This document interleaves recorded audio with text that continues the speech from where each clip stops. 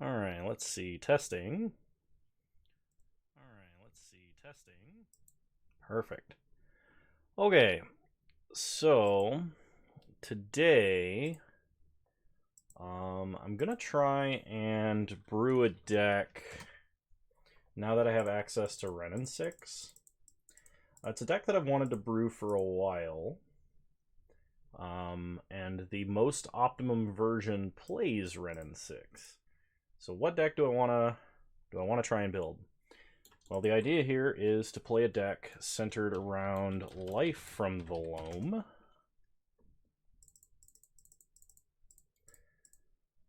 And the traditional build is called Loampox. So generally, you play something like Smallpox, or in Legacy, you play Actual Pox, and you load up your hands with life from the loam to like recur a bunch of lands from the grave, and Ren and 6 helps you do that because it gets you one back from basically free every single turn.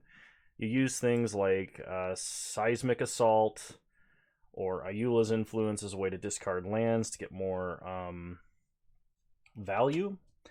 And the problem is, in the modern format, the deck wants to be 4 different colors. The deck has to be green for Life of the Loam. And generally, it's how you kind of make sure that your mana stays fixed and whatnot.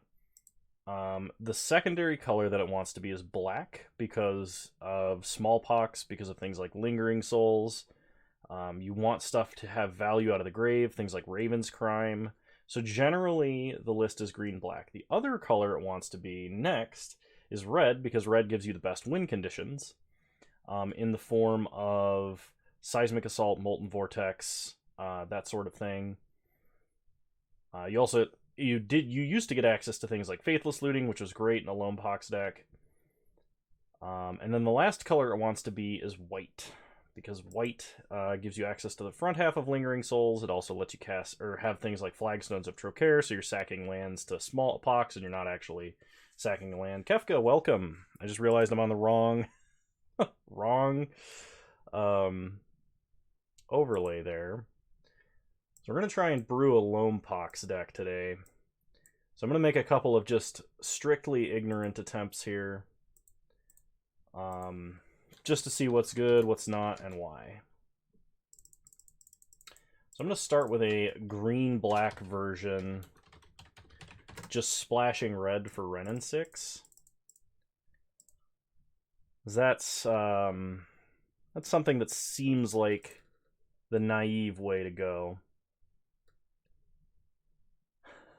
Mr. Poopy Butthole, welcome. I'm glad to have you on. Swedish time zone.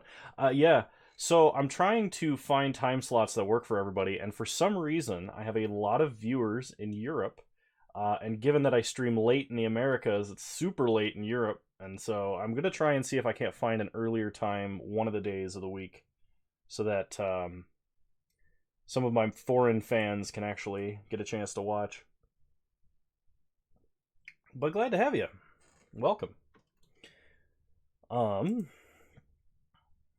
So we want powerful black-green recursive things. Now, for another win condition, one of my favorites that I never get to run in anything is Worm Harvest. I think this card is excellent. Just like making a ton of 1/1s every single time you cast it is just great. But we need some powerful kind of Staxy effects. So I think we want to run Liliana of the Veil here. The other problem with playing Loampox in Modern is you don't have access to something like Dark Ritual to put out a Liliana super fast or anything like that. Alright, we're definitely playing Smallpox in this version. Probably some number of Thoughtseize or Inquisition. Tarek, thank you for resubscribing. Much appreciated. You're a wonderful human being, and I really appreciate your support. I am doing mostly well today. It was a long day at work today, but I got work done, so that's what matters. I hope your day is going good as well. So we want some Inquisitions. We probably want some Abrupt Decay, Assassin's Trophy, Maelstrom Pulse style action in the main deck here. And we need a lot of lands for this deck to work.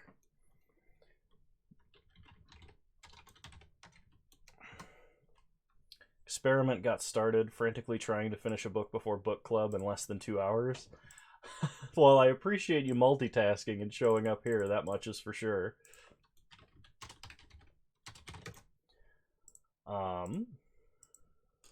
Dr. Manhattan 93, welcome. Glad to have you on. And I'm glad you enjoy the YouTube content. We're going to try and do some brewing in Modern today. Just because I finally got access to some more powerful cards. Yeah, we're going to try and build Loampox, splashing red for Ren and 6, just to see where that takes us. We're going to try and just play a super attrition-y, kind of grindy value deck. Now, we do need some number of kill spells. Unfortunately, in Italy, our streams are not particularly good to follow. I'm sorry to hear that, but it's very interesting that I have a lot of European viewers, or people in those time zones anyway.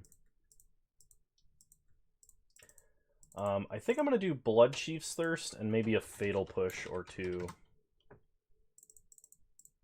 And then I kind of just want to run 25 lands. So we're definitely running like 2, maybe even 3 Urborgs. Only morning streams from now on. Unfortunately, I do not have the ability to do this full time. I have to work a day job, and usually my day job is from very early in the morning to me until mid-afternoon. So it'd have to be a weekend thing if it has to be morning. Though that does bring up a good point. Maybe I should do a morning stream on the weekends. I used to. I don't really have the time to at the moment, but maybe when I get back to my previous setup I can. So we need Verdant... Do I have Verdant Catacombs? I have Verdant Catacombs, yes. We're going to need a bunch of fetch lands in this deck. Wooded Foothills for sure. Stomping Ground. We're only going to need a few red sources, really? Do I have 4 different Stomping Grounds? I think I have 4 different Stomping Grounds. Oh, man. Tell me I have 2 that are the same. Okay, I have 2 that are the same. I only really want 2 Stomping Grounds. Is there any downside to running Snowlands here? Oh, you know what? We need, we're probably playing Field of the Dead in this deck. It's like a free win condition. Does it even mean we need Ayula's influence? Would it be better to play something like Explore? Ooh, that's a consideration. That's something I did not think of at all. Okay, so maybe we run like 2 Urborg. We still need lots of fetch lands. It's too bad there's no Jund to Tri-land. Actually, Wizards, disregard that. Don't print a Jund to Tri-land. We have enough.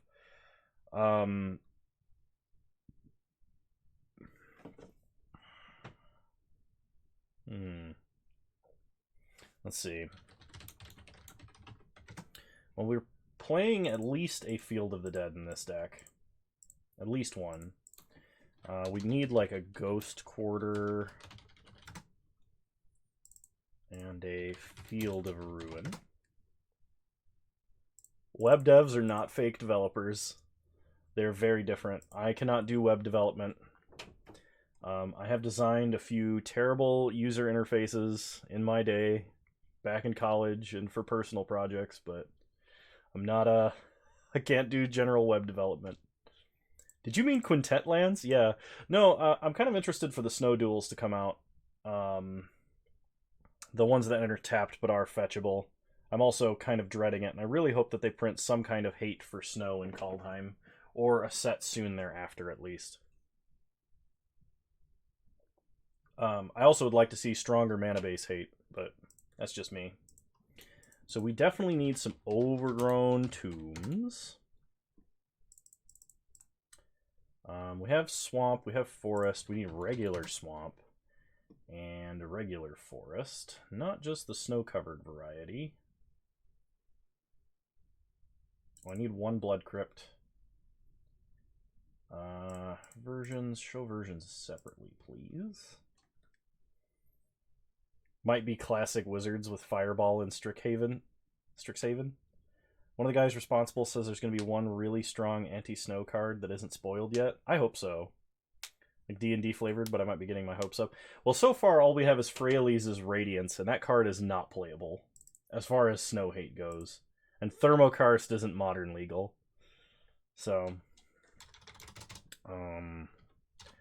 forest. We need a regular forest here. We'll just go with the Theros lands. What else? I need... I could get a mountain in this deck. That's probably fair. What other utility lands exist in Jund that are playable? Maybe an anti-scred? Something that counts the snow permanence of your opponent could be good, yeah. I don't know if it would be a scred. I don't think the scred effect would be as powerful, but I understand what you mean. Maybe like a... what is it called? The Price of Progress, but counting your opponent's snow permanence might be good. Because snow has some life gain synergy, so what would be the point of not having an overpowered burn spell versus snow? I like that they printed fetchable duels for people who can't afford the regular ones, even if they enter tapped. And I like the better mana for commander argument. Cycling lands are good with Ren and 6. Thank you. So we need Thicket. I believe it's Tranquil Thicket, right? That's the cycling one. Yeah. Okay, we need Tranquil Thicket. We need Clayton, welcome. Basic Land Chart, welcome. We are trying to brew up a Jund Loampox deck. What is the cycling? Barrenmoor. That's the one. Yep. Get a Barrenmoor. I'm going to cut down Ayula's influence. In fact, we might be base black, in which case I can once again rebuild this mana base. This is interesting. I've not had a deck like this yet. If we're going to be base black, we need to adjust the mana base again.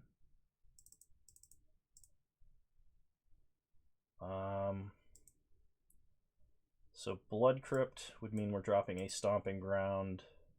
Need more fetchable lands, which means I probably need another swamp. Even if it is a non-basic swamp. Savai Triome or Zagoth Triome, maybe even Indatha could be good. I like Indatha because we could play something like Lingering Souls in this deck. Oh, I used to play like Vintage Masters Draft a lot.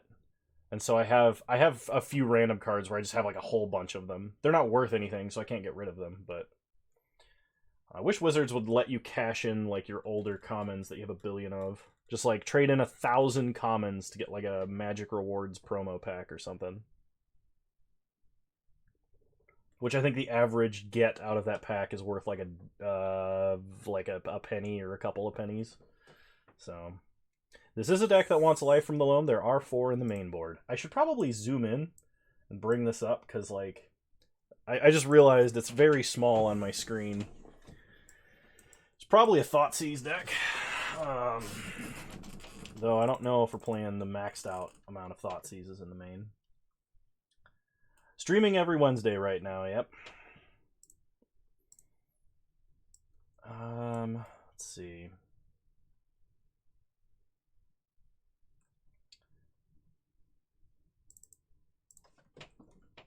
So we need to make sure that we have enough different named lands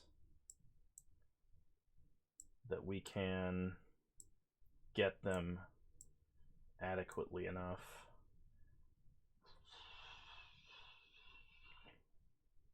No worries.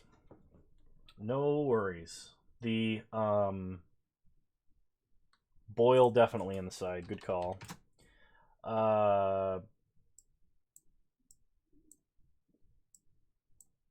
The VOD for my streams goes up on YouTube on Fridays, usually, provided I stream on time, because Twitch has a 24-hour exclusivity period. And after that period, it goes up on my YouTube channel, generally an hour after the regular video for the day. So if you miss the stream, it does go up, and you get to see what we did at the very least.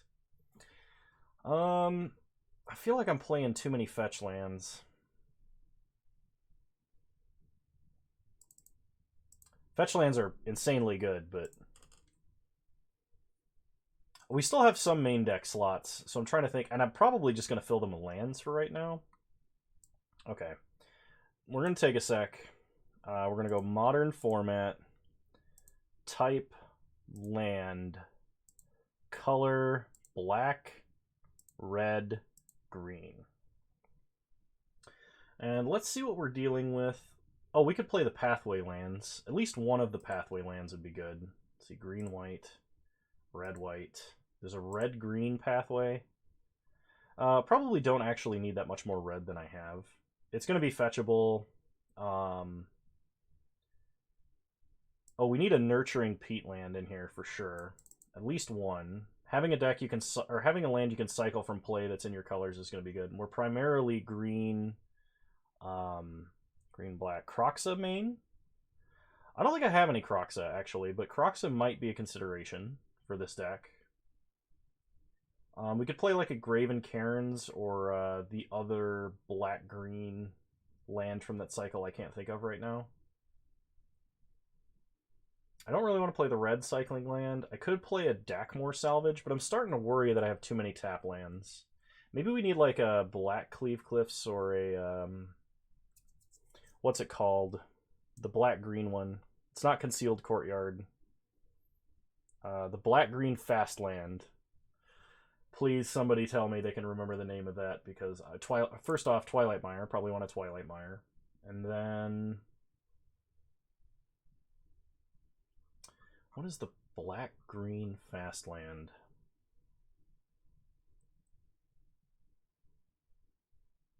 Twilight Mire is the Graven Cairns filter land. Which, yeah, that was one of the ones I was mentioning, and I just added it. Blooming Marsh. Thank you. Thank you, Tarek and Basic Land Shark. Thank you. Do I have Blooming Marsh? I should have Blooming Marsh. I do. Alright. So we have lots of different lands with different names. We have Urborg, so our fetch lands can tap for mana. We're base black. We're splashing green for a bunch of powerful pieces of removal. We have Liliana, Worm Harvest, Renin 6 as our win conditions. We have Hand Hate to slow our opponent down. Raven's Crime to hopefully empty their hand very fast. Bojuka Bog can go on the side, that's for sure. If there was a crop rotation in the modern format that wasn't a creature, I would play it. Bojuka Bog. Definitely good utility land. We need... what is that card?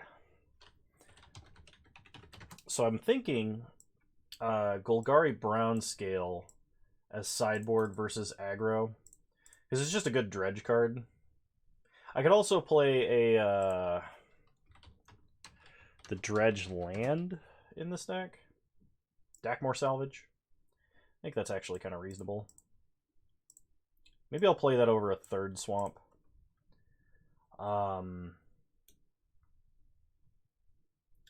Could do Shenanigans out of the side as well.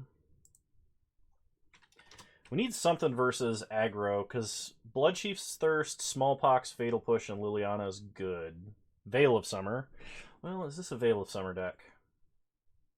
We're going to beat counter spells by being grindy, I think. I don't know that we need Veil of Summer. It's a really good card. But I'm thinking that's not going to be the part where we're going to struggle. Because, like, versus Hand Hate, we're just going to play lands. Lightning Bolt? We could play Lightning Bolt. Bolt would make sense, yes. Okay, yeah, let's play some number of bolts. At least in the side. Because then we can side out like our Thoughtseizes versus aggro and start playing bolts. I like that. It's a good idea. If Bloodghast wasn't so bad at blocking, we would always have a creature in play. We could play Nether Spirit, I think it is. I have no creatures in the main deck. We have Worm Harvest, though. Yeah! How do you beat Grave Hate, though? Abrupt Decay, Assassin's Trophy. In theory. Just smallpox our opponent. I don't know. Win with Planeswalkers. That would be the plan, anyway. We are a very grave-dependent deck.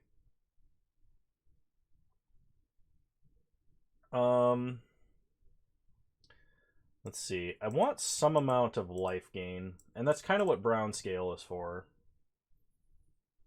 Although we don't have a really easy way to pitch Brown Scale. One of Nether Spirit would help with the grind.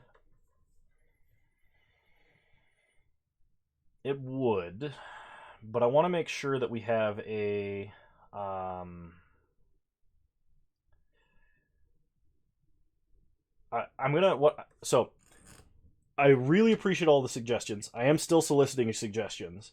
But generally the way that I build decks, because I really realized I haven't talked about this while people were on stream, I generally make a really ignorant attempt at first, and then we figure out what's going to be better as time goes on.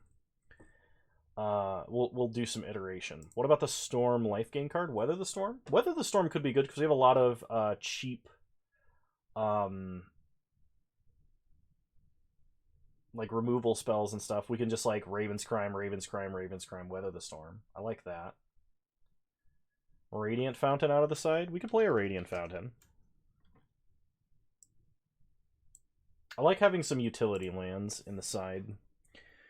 We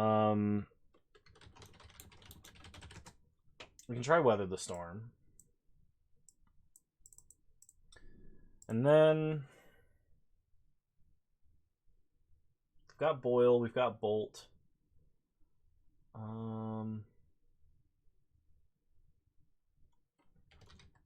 I don't really want to run Maelstrom Pulse in the side. Let's see.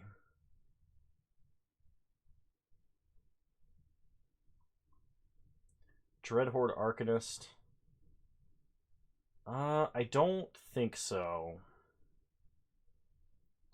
Dreadhorde Arcanist in the sideboard would mean we'd have to have like a completely transformative sideboard plan, I think. It's good value, though. Let me do some looking here really quickly. I should probably do like Force of Vigor. And maybe like... oh, you know what we do need? We need more Grave Hate. We need Surgical.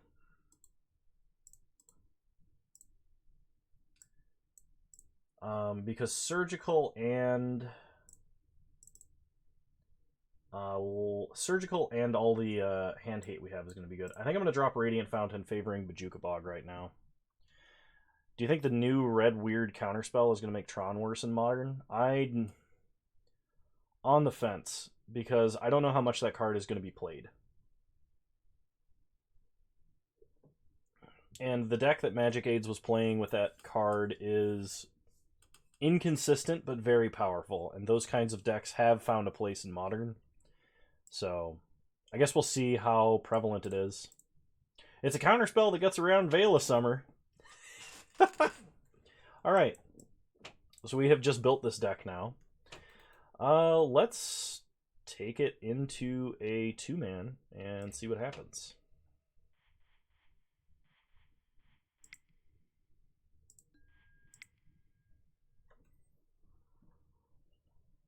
Yeah, you Cascade, which lets you Cascade into... we're playing Loampox Droid. It's not Jund. We're playing Loampox. Just trying to attrition people and cast Smallpox. There's no Tarmogoyf here.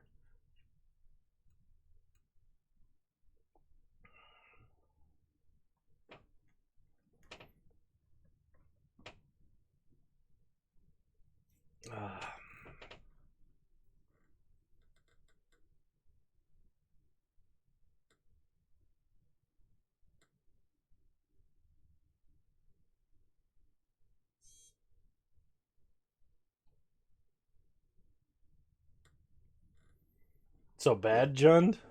I mean, its goodness is yet to be determined. We've not played it yet. But it is Jund colored.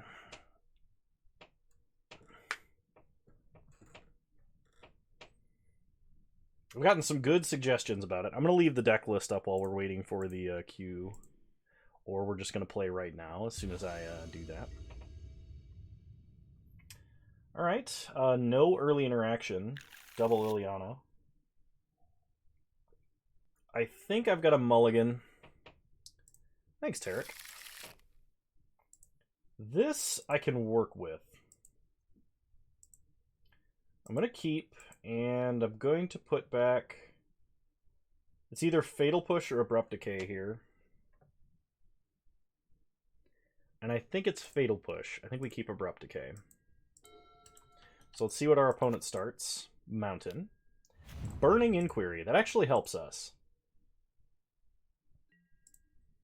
Would this deck be good with the Monkey Land? I know which one you're talking about.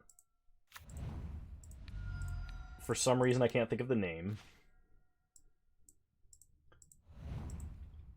Yes, that one. I've seen it played in old versions of this deck. But I'm not sure about that. We get a Blood Crypt. So play Wooded Foothills. Crack Wooded Foothills. We don't have that many fetchable lands. Of course, we did draw 2 of them. I might be playing too many fetches. Let's get a Snow-Covered Forest. And Loam. Pass the turn. Kind of want to get some loaming happening. Our opponent is playing a mono-red Storm Herald deck. Okay, opponent plays a Scalding Tarn and passes. I'm not going to dredge Loam right now. We draw Twilight Mire, which is excellent. Twilight Mire lets us cast Smallpox here without having to...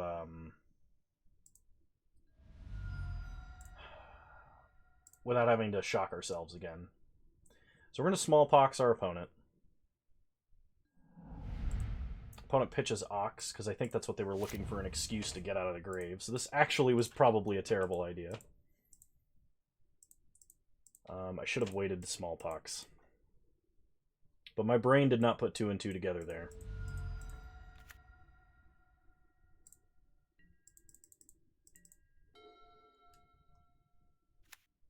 Okay, so my opponent can... yeah, it's punt.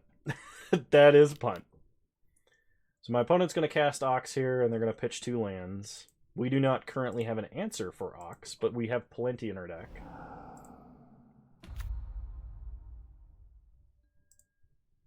Okay, they ditch...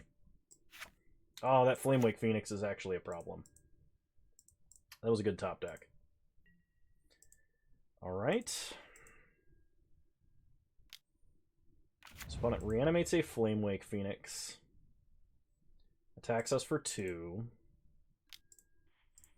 We are going to cycle Tranquil Thicket. We are not dredging. We get a Raven's Crime.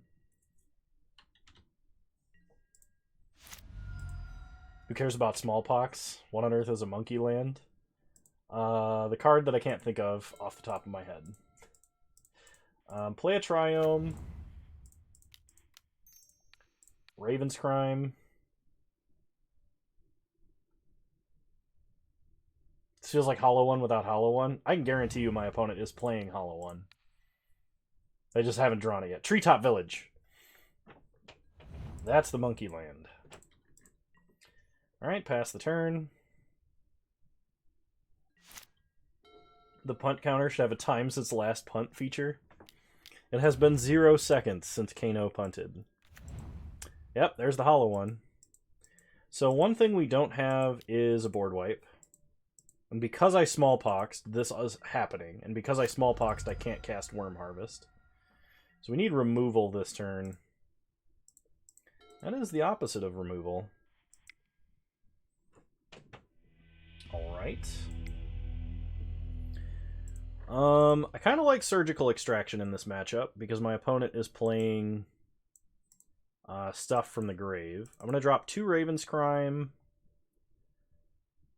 and I think 2 Fatal Push. going to try like this. Yeah, some sort of board wipe we need. Alright, I am going to keep this.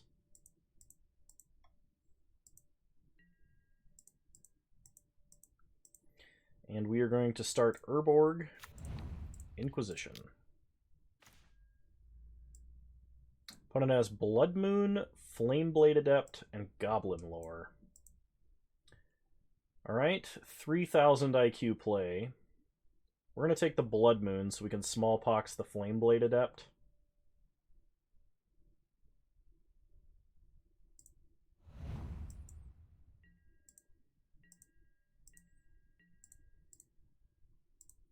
I thought this deck died with the banning of Faithless Looting. It definitely got a lot worse. I just wanted to brew it today. Some people can't let it go. Well, color me one of those people. So we are going to surgical our opponent's one other Blood Moon. And I am going to get rid of it out of the grave because my opponent does rely on having a number of cards in grave. We get a set. Oh my gosh, punished by having 2 legendary lands. Well, my opponent spun the wheel and won. So we can go down to no lands. And I can Smallpox. I know, I know. Yeah, you know. Oh. I can't Smallpox and go to no lands here. I just can't do it. No lands pox, reset the game.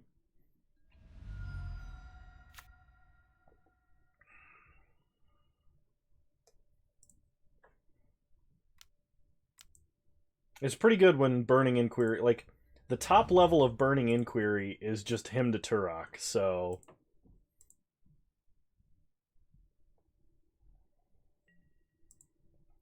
Opponent attacks us for 4. We go down to 14. Untap. We draw a forest, and we have been delivered from Mana Screw. Go ahead and Loam. It'd be fun to make a Narset Inquiry style of deck. No, it wouldn't. I mean, I guess it would be fun for us. It wouldn't be fun for our opponent. Do we dredge? I don't think we dredge.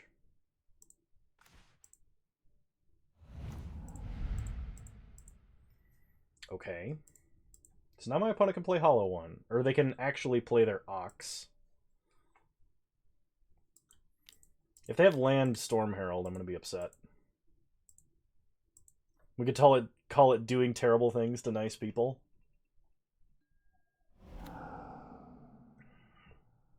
Alright, so my opponent plays an Ox and discards a whole bunch of stuff. They play Tormod's Crypt. They hit us for 4. Okay. They just cracked Tormod's Crypt. We untap. Are we going to be picking up a new deck for tryharding? Probably not today. Today I'm just having fun. Play Liliana.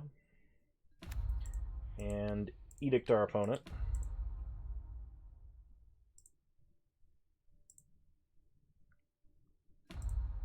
Alright. Opponent gets rid of Ox. They untap.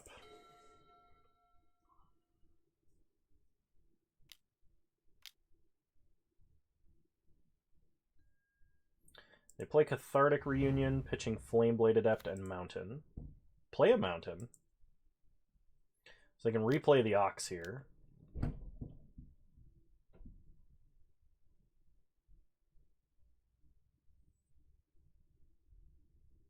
Basically, the first modern deck I played against was the Hollow One deck.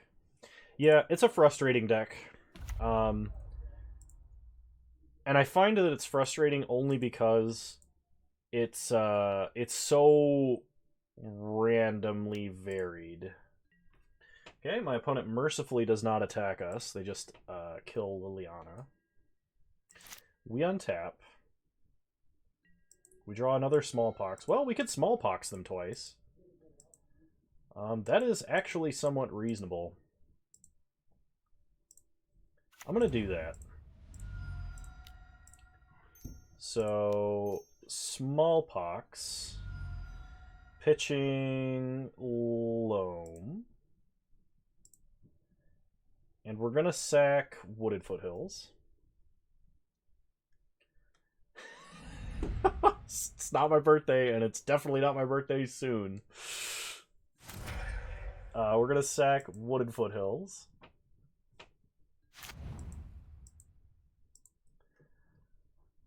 Joest, we're playing Loampox. I actually think I'm just going to leave up Assassin's Trophy. And we're going to kill the Ox on my opponent's like beginning of upkeep or something. I do not have Grinder either. That is also a complete and utter fabrication. Alright, so my opponent casts a Storm Herald, putting Eldrazi Conscription on Storm Herald, presumably. Oh, they're going to put it on Ox. Well, that way we can actually get rid of more damage by doing this. My opponent does get a land out of the deal. Unless they don't have lands left. They hit us for 3. That is weirdly flattering, Tarek. Thank you. Dredge? Yeah, Dredge Loam. I want to have Loam in hand here. Play Liliana, because I don't want to go down on mana here. And we still need an answer to Storm Herald. I also don't want to play Smallpox, because then I'm just dead to Bolt. Pass the turn.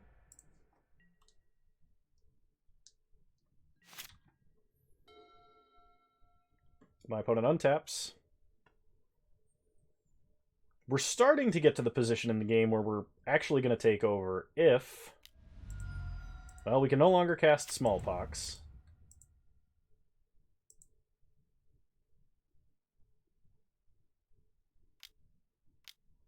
So my opponent is going to Ox here. This is awkward because I don't have a way to gain life in the deck right now. So the only answer I'm holding at the moment just straight up kills us. We untap. We draw Twilight Mire. Well, that's just rude. I should have just smallpoxed. Okay. So that was strangely a deck that would have been unbeatable regardless of like what we had sided into. I don't think that we really have the tools to beat a deck like that, and I don't think we would generally encounter a deck like that in the current metagame. I think we just got a little unlucky. Let me think here. I do want to make some adjustments. Our mana base felt weird. Something about it is wrong. And I think it's that we have a lot of fetch lands and not enough fetchable lands.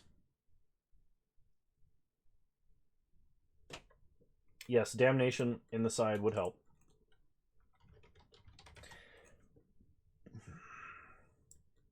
Use my full art. Full art Damnation. Can probably go down 1 extraction. Let's see.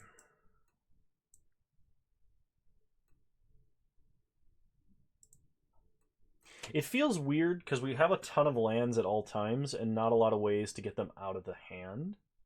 Like, the other decks that play this many lands are playing things like Explore and other ways to accelerate out the number of lands you can put on in play.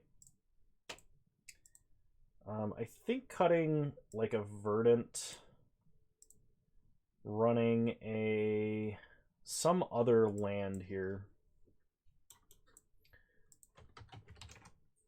would be good. So what kind of non-basic swamps exist in Modern?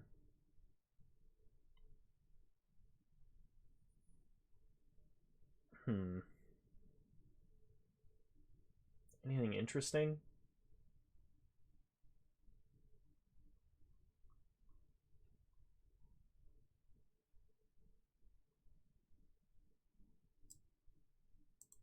I kind of want a Zagoth Triome.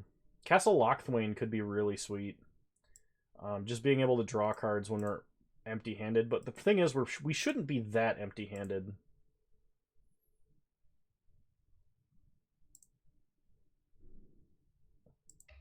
Alright.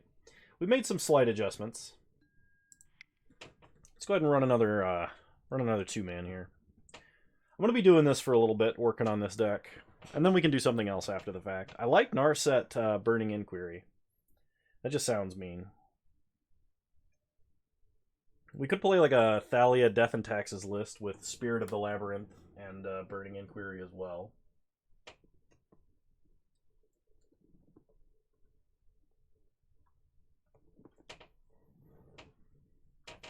Can also run Echo of Eons in that deck. Ooh, I like that too.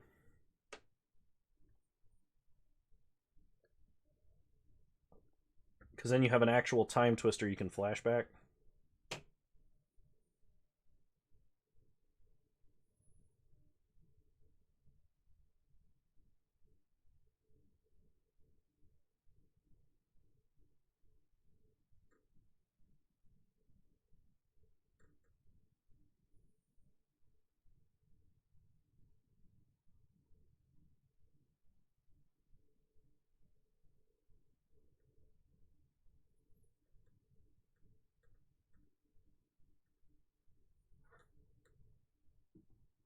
No fair decks. This is modern. Fair decks belong in standard. I mean, I'm kind of playing a fair deck right now. So maybe you've got a point. I'm trying to think of what other jank I've run in decks like this to make it work. And generally you play things like Seismic Assault because it's just a fast way to kill your opponent. I was playing Ayula's Influence, but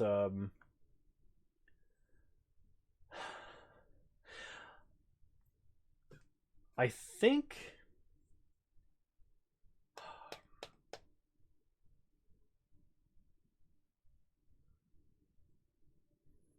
I need a way to do some kind of explore effect.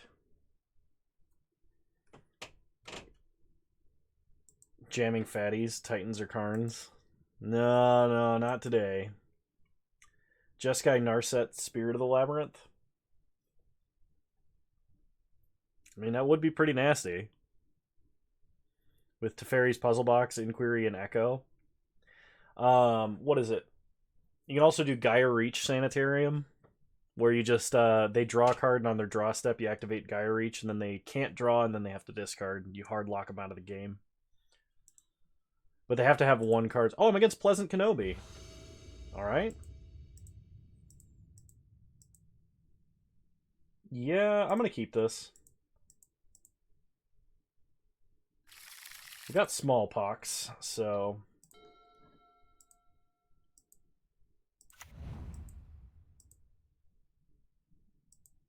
My opponent is playing Elementals, it would appear.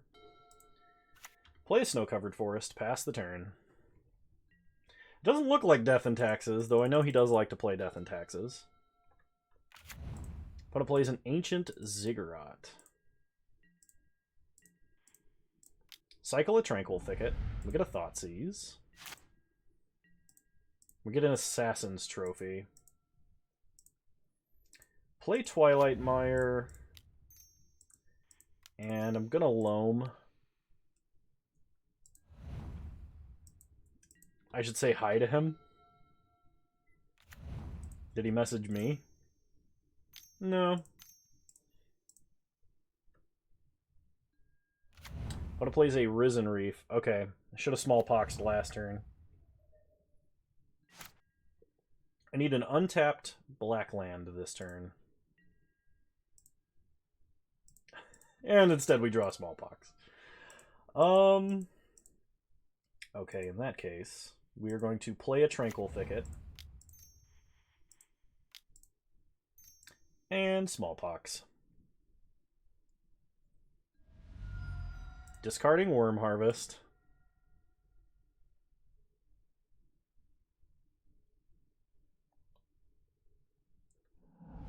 Opponent discards Omnath. Yeah, that's pretty bad for us if they're playing Omnaths. The problem is next turn we have to dredge Loam. Because we really don't have a choice. Unless they play an Omnath, in which case I might have to Smallpox.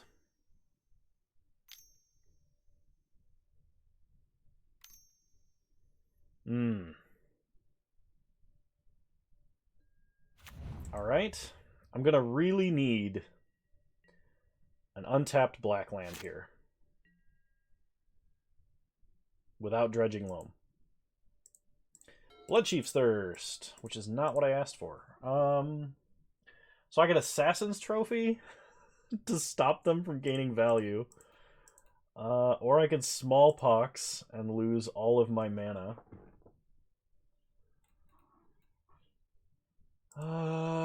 Oof. Alright. The old Smallpox. We're going to discard... Yeah, we're going to discard Smallpox this time.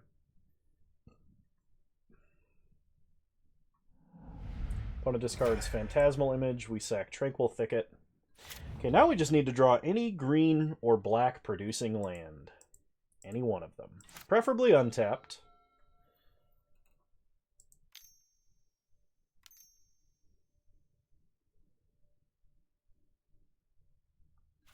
Opponent plays a Thunderkin Awakener, so they're going to get back Risen Reef here. That's pretty good. There's actually a value engine I'm not sure we can beat.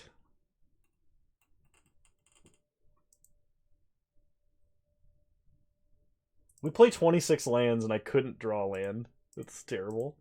Oh, maybe we need the, What were we struggling with? Gaining Life and Grave Hate? The stupid 1 black mana cantrip that cremates. That I can't think of the name of. With Escape. That one. Y'all know what I'm talking about.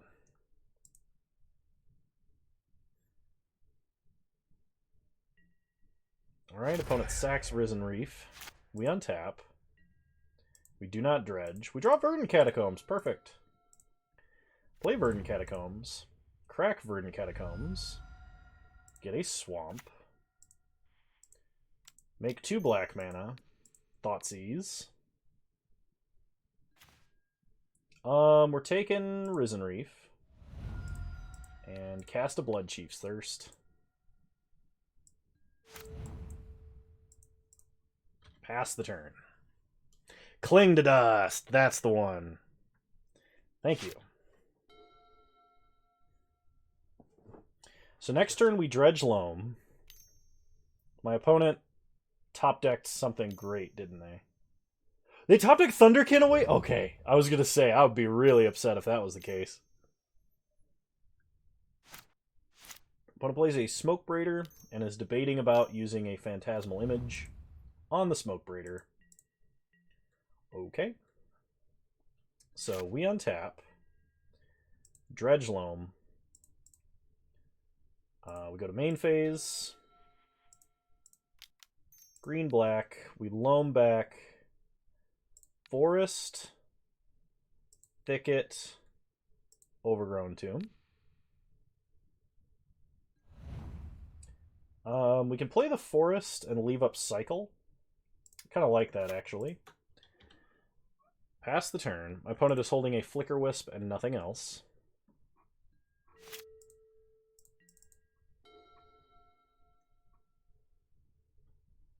Watch him play like a Morphadron on Elemental or something nuts. It'd just be insane. Vesperlark is good. So they evoke Vesperlark. They can get back a Risen Reef. They can get back Thunderkin Awakener?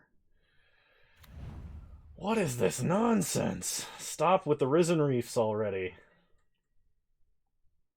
Opponent's deck is just way better than ours, I think.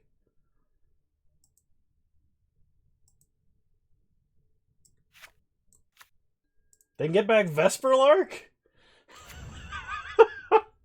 Oh, man. We are going to need lots of Grave Hate. And we're only like 2 turns away from that Worm Harvest. So now my opponent can Flicker Wisp Vesper Lark and get back a Risen Reef. That's actually sweet. We're definitely going to need that Damnation.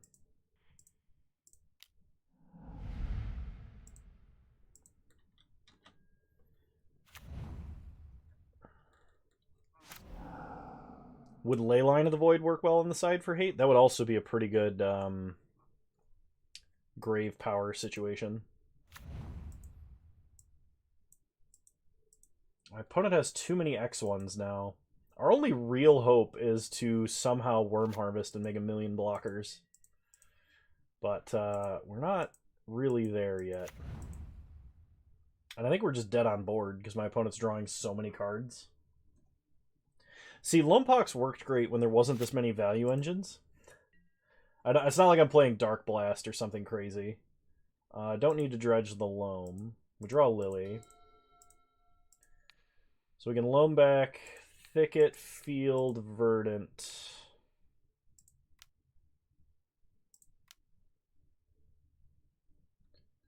I can play Verdant. I can fetch for a basic swamp, go to 8. I can Assassin's Trophy. My opponent has 1, 2, 3, 4, 5, 6, 7, 8, 9 damage right now. So I'd have to Assassin's Trophy Flicker Wisp. But Thunderkin Awakener also represents 2 damage because they can just get back Risen Reef. And then we just die to the Flyers. So, okay. We'll go to second game. My opponent is going to have Grave Hate of some kind. We want Bajuka Bog. Probably Surgicals and Damnation. And the Lightning Bolt. We're going to go down Assassin's Trophy. Actually, no, we need Assassin's Trophy. We're going to go down Abrupt Decay. We're going to go down...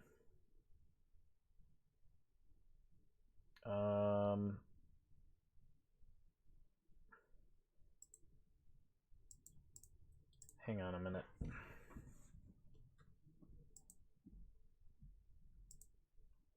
Like a Renin 6. An Inquisition.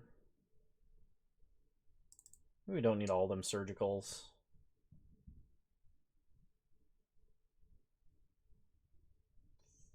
Fatal Pushes.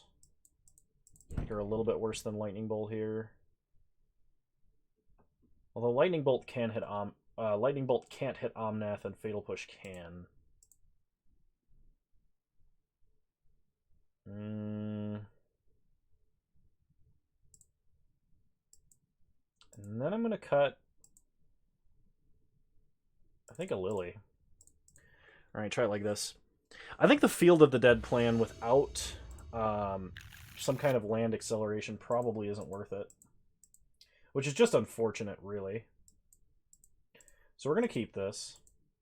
We're going to keep this because we have Renin 6. We have all of our colors of mana. We can't cast the Smallpox yet.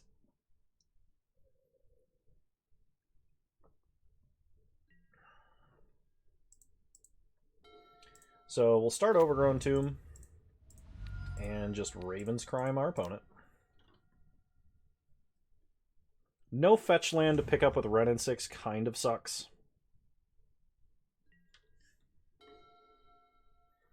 We could play out Dakmor Salvage. Or we could, if our opponent plays a 1-drop, potentially Lightning Bolt something. We get an Urborg. Does that change what we're doing here? Not really. So I'm going to discard Dakmor Salvage and Raven's Crime my opponent again. I could Urborg and Raven's Crime one more time, or I can Shock Stomping Ground and leave Lightning Bolt up. And I kind of want to leave up Lightning Bolt, so we're going to do that.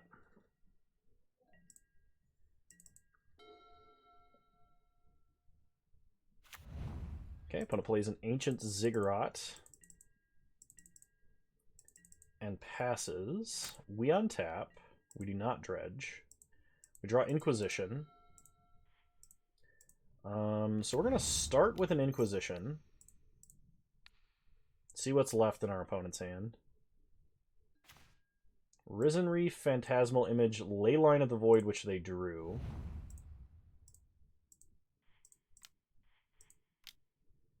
Okay, play Renin 6. Pick up Dakmor Salvage. Pass the turn.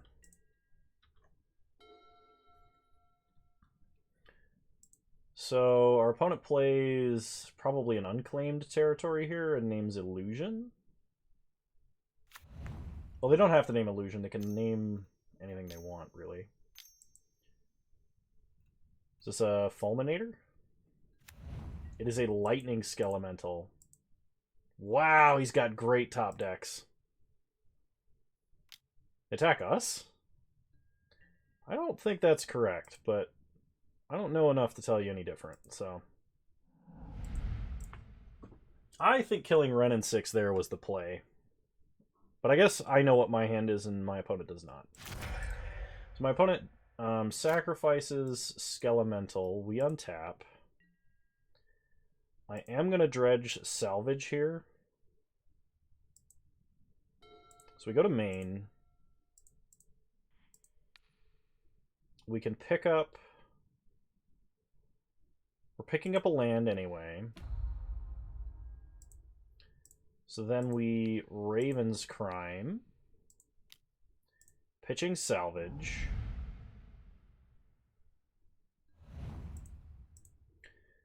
I can Raven's Crime them again, but I just want a Smallpox here. So play a Forest. Smallpox. Opponent loses a life, pitches Leyline of the Void. Phantasmal Image. So their last card in hand is a unclaimed territory. Sack a Forest. Pass the turn.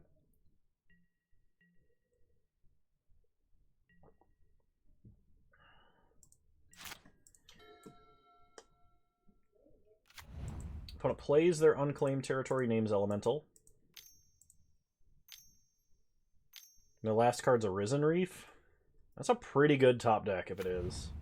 If they draw a card here and don't put it into play, we're dredging Dakmor Salvage because we can ping this with Renin 6 and force our opponent to discard. So dredge Dakmor Salvage. Kill Risen Reef. Raven's Crime. Pass the turn. It was a Thunderkin Awakener. Opponent untaps. Plays a mountain. We untap. No dredge. We draw a swamp. Uptick. We'll pick up a forest. Play the forest. Pass the turn. I think it'd be fun to retrace Smallpox. We'd have to discard so much to make that work, though. Oh, don't tell me you got Omnath. So this is the current problem I have with playing Loampox. My opponent is just top-decking way better things than I really ever could hope to.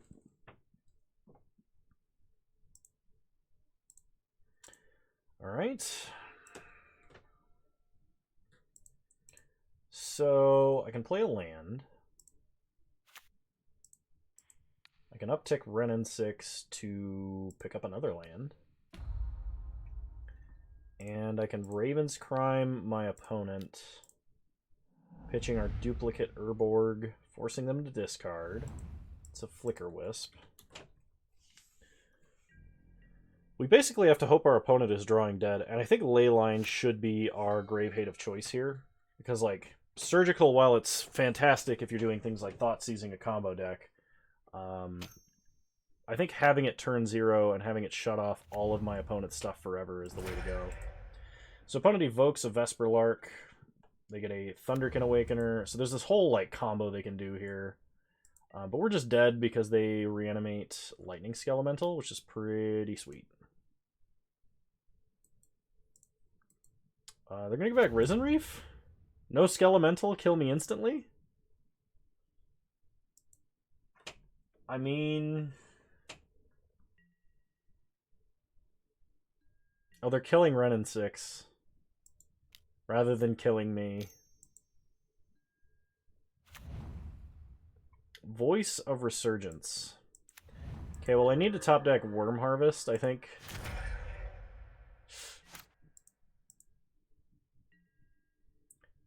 I could dredge into it, so dredging here is technically correct. Alright. Oh, you know what? I have 2 lands in the grave. Alright, go Worm Harvest. Discard Dackmore Salvage. Now I can just die to Lightning Skelemental. Yep. Okay. This is presumably fine. Question mark. The only way we beat this is if we dredge into, like, mono lands only. And I'm pretty sure we just die anyway.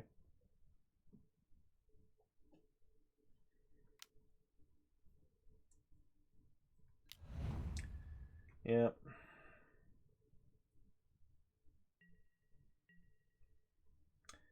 I think double reanimation off of Thunderkin Awakener is too much, so we'll just scoop it up. Alright.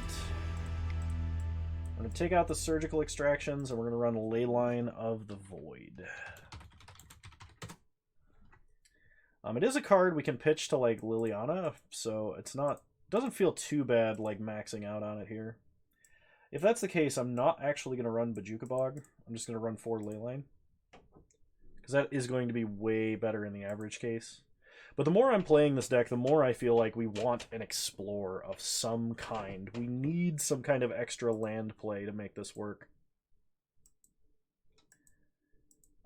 And honestly, the only ones we have access to reasonably playing Smallpox is actual Factual Explorer, which I don't think is very good, or Rites of Flourishing, which kind of negates our heavy discard attrition nonsense we're doing. We don't cycle through the deck very fast at all. So I'm going to drop a Bloodchief's Thirst for a Cling to Dust to try and help with that a little bit.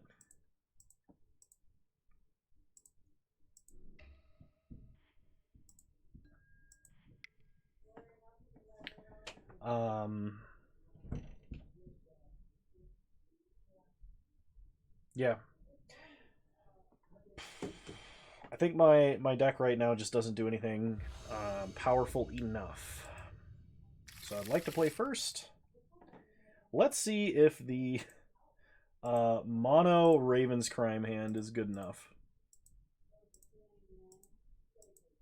I'm interested to know. So we'll start Wooded Foothills. Fetch up an Overgrown Tomb.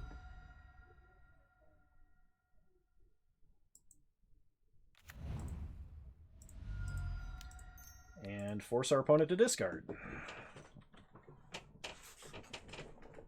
Next turn, we can force our opponent to discard twice. Oh my god, it's a dredge. Why? Why is it dredge? What kind of 2-man queue nonsense are we dealing with here? We just like accelerated dredge to turn 0. Yep. You know what? I'm gonna concede game 1 because I can't actually beat that. And in game 2, that's not a punt. You can't call it a punt if you didn't know you were gonna punt. If you had no means to get information that would have been a punt, it's not a punt. That's like saying thought seizing your opponent blind is a punt if they're on dredge and only kept a hand of 7 dredgers. Like, it doesn't work that way. So we're gonna bring in Leyline of the Void, and we are gonna go down. I think on the play, probably Assassin's Trophies. and a couple Raven's Crimes, and we'll try it like this.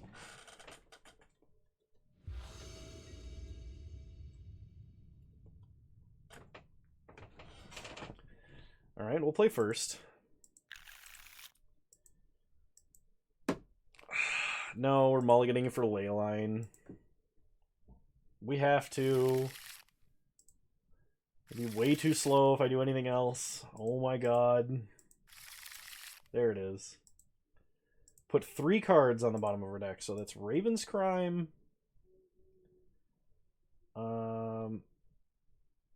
Verdant Catacombs and Liliana. Put Leyline into play. And start Blooming Marsh. Pass the turn. I could have actually started Tranquil Thicket there, because then I could cast a Loam on turn 2 and start dredging, trying to hit more lands.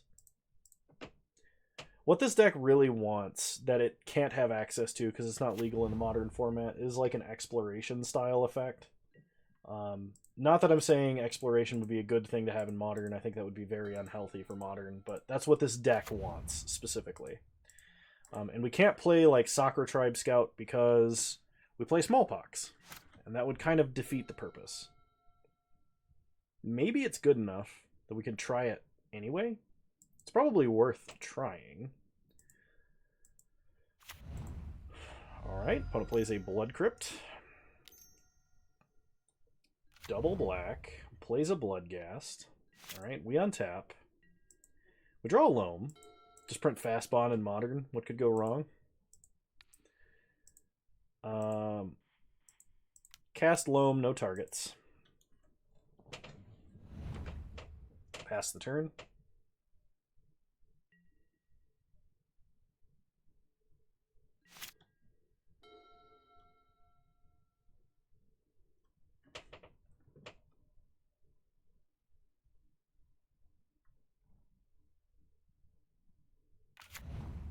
Okay, opponent plays a Bloodstained Mire.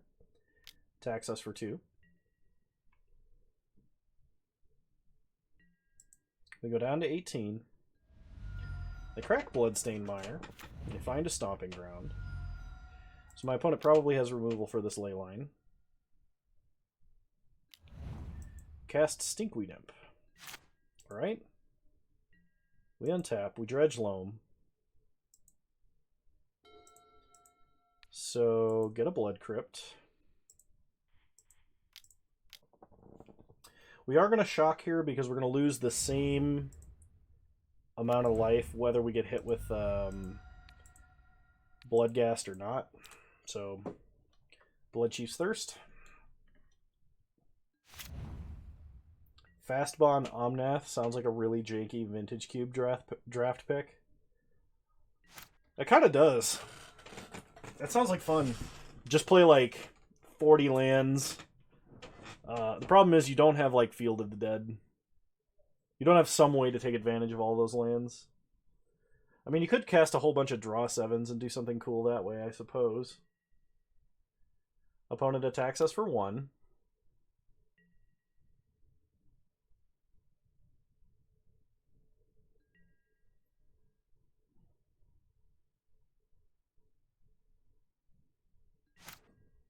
We untap. We dredge Loam. Was really hoping to hit a land there, but we did not. Play Wrenn and 6.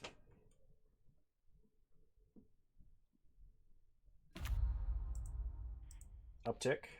No lands. Pass the turn. Speaking of Vintage, have you ever considered playing it? Yeah, I'd love to play Vintage on Moto. I know nothing about it. And it's a format that sounds like it'd be super fun to brew in. I don't have many of the Vintage staples, though to be fair on Moto, they're not that expensive. But I do not have the capital to get them right now. I just shelled out so that I could play Battle of Wits in Modern. There will be no Battle of Wits on this stream. I'm planning a kind of special stream for that one. What's the brew? We're playing a Jund Smallpox deck right now, and we're getting wrecked by every single deck that shows up in the two-mans. Because every single deck that we've wanted to play against just does more, like, gets more free effects than we can keep up with attrition-wise. And most of them have wanted Raven's Crime to put more cards in the grave to get broken effects done. Like, we Raven's Crime to Dredge, and our opponent, like... Our opponent was basically like, okay, put a Dredger in the grave and had, like, turn 0 Dredge. We played against Pleasant Kenobi playing a 5-color Elementals list, and they would put Elementals that they would reanimate with Thunderkin Awakener and stuff in the grave, and it felt bad. We're also playing a 26 land deck that is not drawing lands and cannot play extra lands. So we're kind of running into some natural limitations of the list.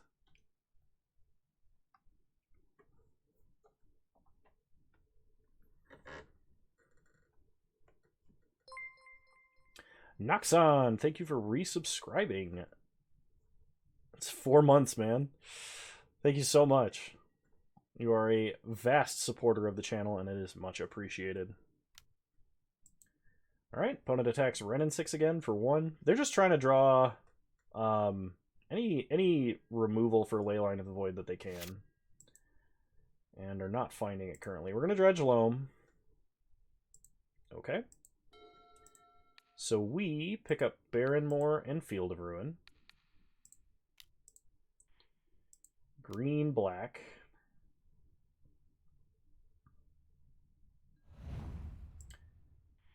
Cycle Barrenmoor. Whoops, wrong color. Loved the flex about owning every single card. Thanks. We're going to Dredge Loam again. Alright. Then we're going to... I guess I could start Ghost Quartering my opponent a lot. Uptick on... It's either that or we start going for actually casting Worm Harvest. We're going to pick up Indatha Triome and play it. And I think we're going to go for the Worm Harvest plan. Imagine playing that deck IRL. You can't play it at anything higher than F&M level. Anytime you would shuffle a Battle of Wits deck, you get a slow play violation. Because you cannot sufficiently randomize the deck in the time allotted. So, what is that? It's like 1 slow play violation, you get a warning. 2 slow play violations, it's a game loss. 3 slow play violations, it's a round loss. And I think 4 and you're ejected from the tournament. So if you shuffle your Battle of Wits deck 4 times, you're out. Opponent plays an Ox, discards their entire hand, is going to go for a big Dredge here. That's why you can only really play Battle of Wits on Moto. Just because the Shuffler shuffles for you. Opponent attacks Renin 6 for 1. Okay.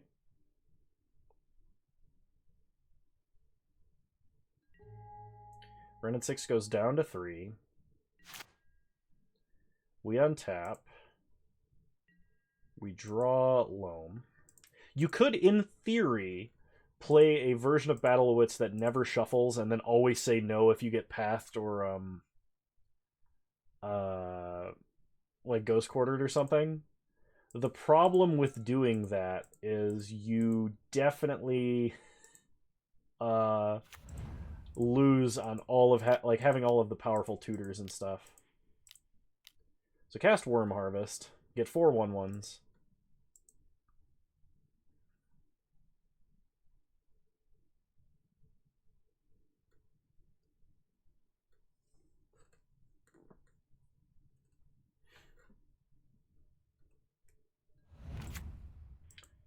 Uptick. We'll pick up Ghost Quarter.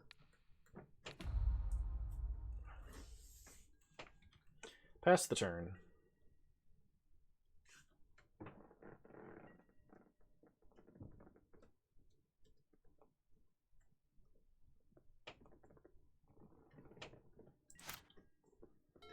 Um,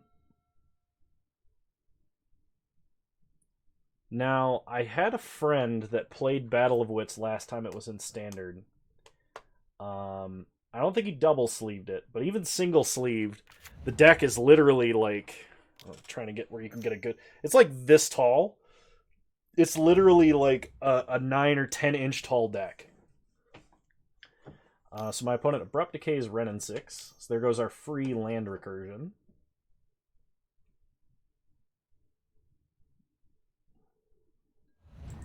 No, you cannot. You have to be able to shuffle unassisted. That means other people or mechanical assistance. It's actually in the rules. And the technical magic definition for randomization is 7 riffle shuffles. You have to be able to shuffle, like, as in overlap the corners and like let the cards interlock 7 times to do a fully randomized deck. And you basically cannot shuffle like that with Battle of Wits.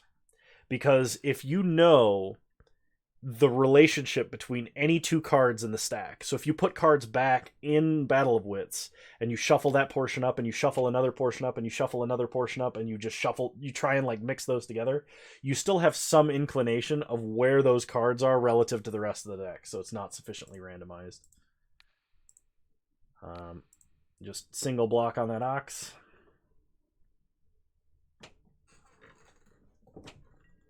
And most automatic card shufflers will not handle sleeved cards. They wouldn't handle a deck that size. And you're putting some very expensive cards through a theoretically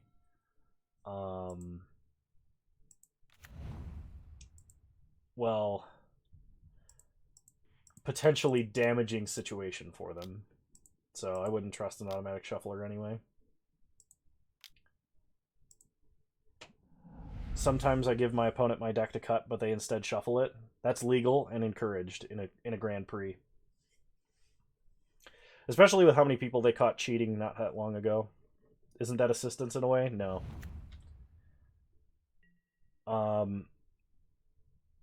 It's shoot, what do they call that?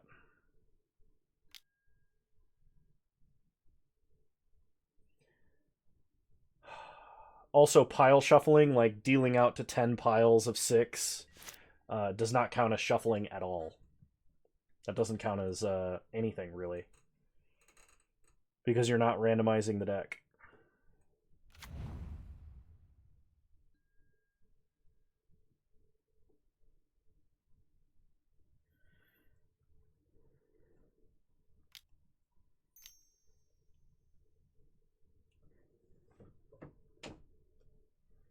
So next turn we can loam, get a land out for a zombie, and then cast Worm Harvest.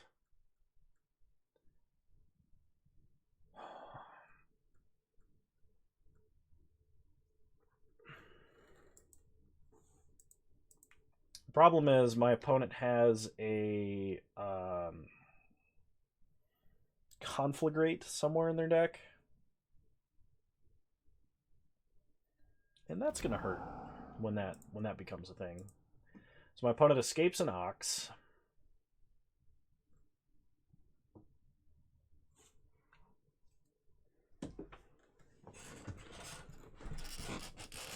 I think the rules are written in such a way to answer that last question that you have to be able to sufficiently shuffle your deck.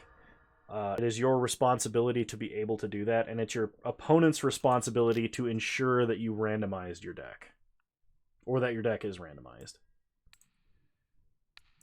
Because, like, if you don't shuffle sufficiently, you can get a judge called on you, and that would be your opponent's responsibility.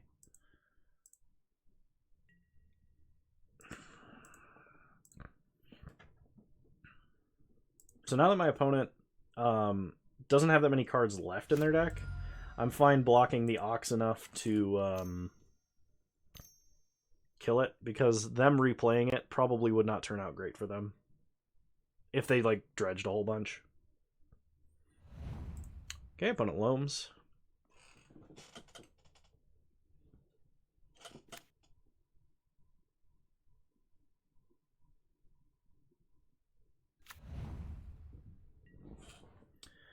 Okay. Whole bunch of amalgam triggers.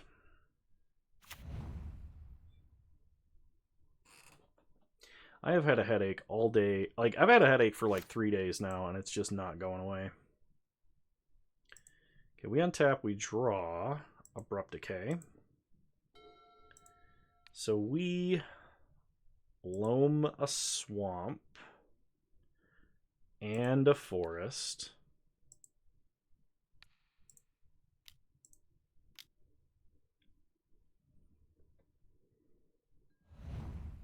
Play a swamp. Get a zombie.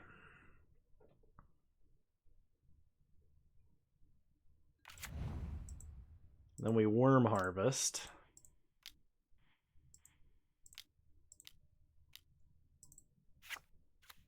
Pitch a forest.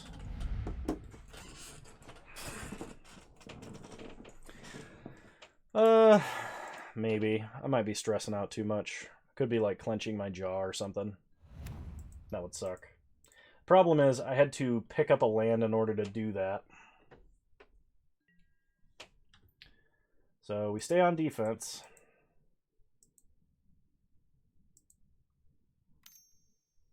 The other problem with not playing red in a deck like this is we lose access to a lot of the reach that a deck like Dredge has.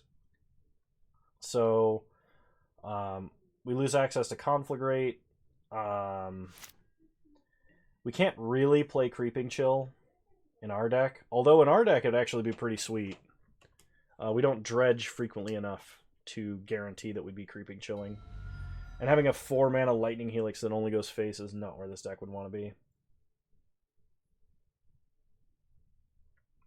Yeah, I think without Faithless Looting, getting a lot of our other cards in the grave probably makes this deck not playable. I know that was kind of my suspicion, and we mentioned that a little bit early on stream. I think Clayton said that, or Tarek. All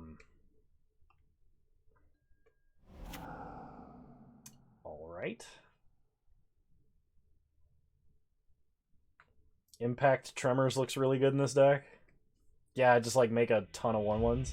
Apparently my opponent thought they couldn't beat us, or they just dredged their whole deck. My opponent dredged their whole deck because they weren't paying attention. Nice.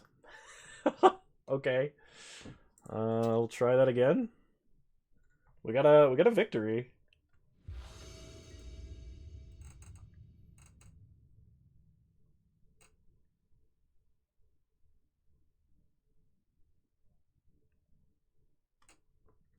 Well, this is not playable.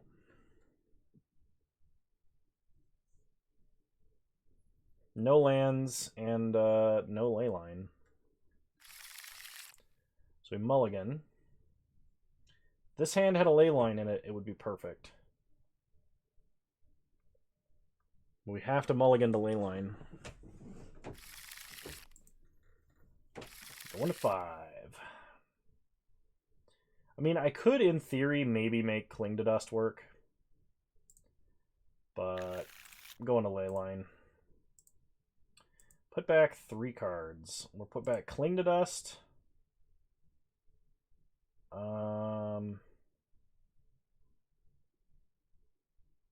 Mountain. And Raven's Crime. Put a Leyline of the Void into play.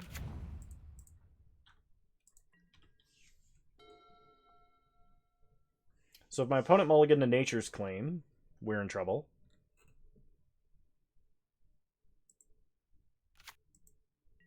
They start Mountain.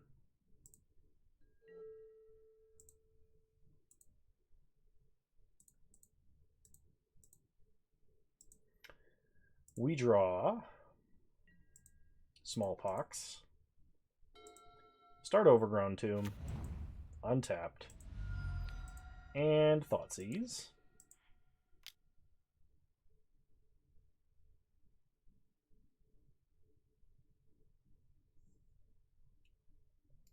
And our opponent scooped it up. We got a win! Versus Dredge, no less. Alrighty.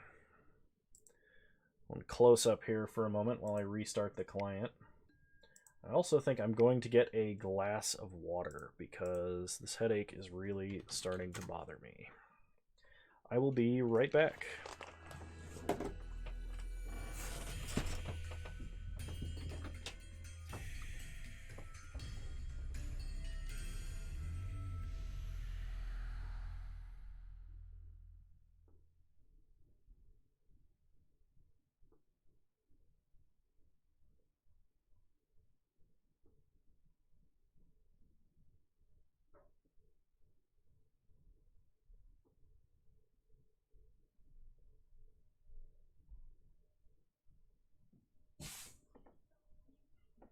All right, well, a large glass of water has bought me some temporary relief.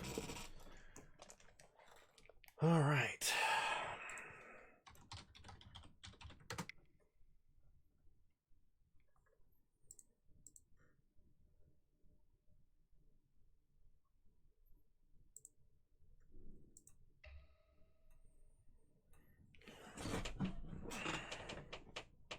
Restart the client and big face bingo.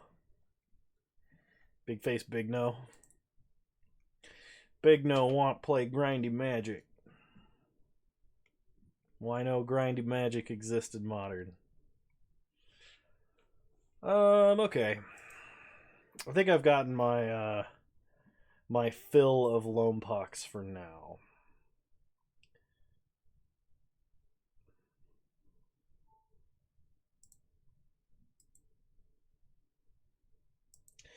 It's true. It is. But we are going to wait.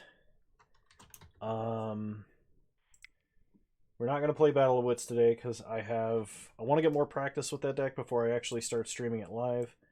And I've got a little bit of a special stream planned for that. Kind of vaguely planned anyway. Yeah, I can't believe I actually said that.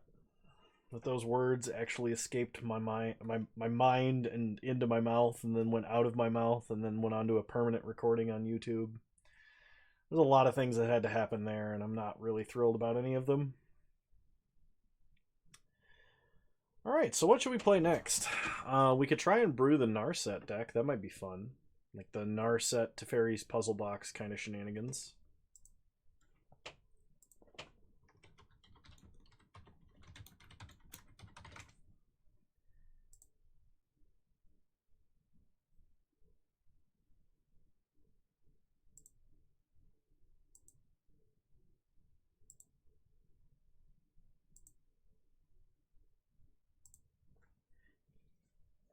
Let me see if I can find a deck list for this really quick to start with.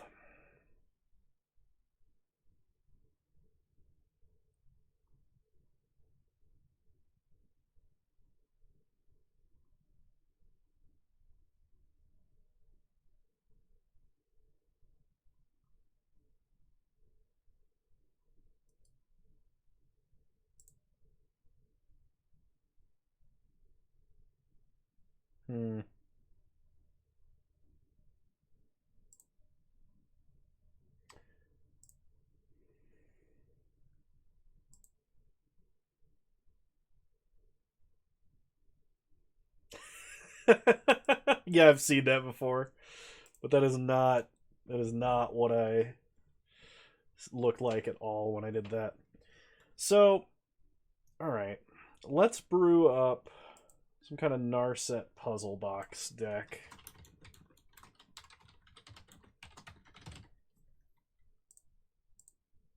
This will be a modern deck. Okay. So deck number 2 of the night. We're definitely maxed out on Narset Parter of Veils.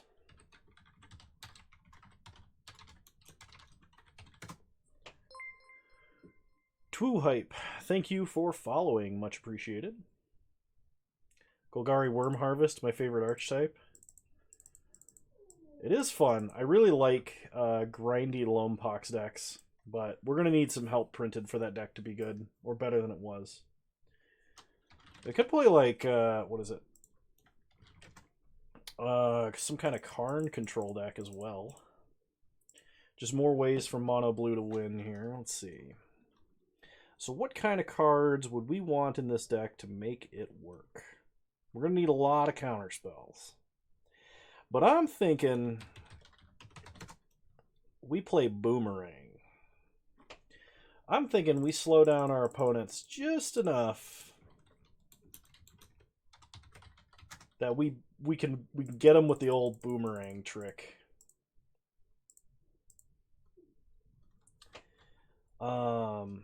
So I don't really want Cryptic in this deck. I do want Force of Negation. I feel like that'll be important. Show foils, because I have a fourth one that's foil. Okay.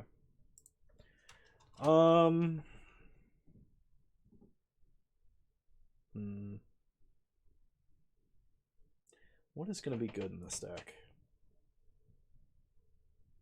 I could make it blue-white, and we could run Teferi.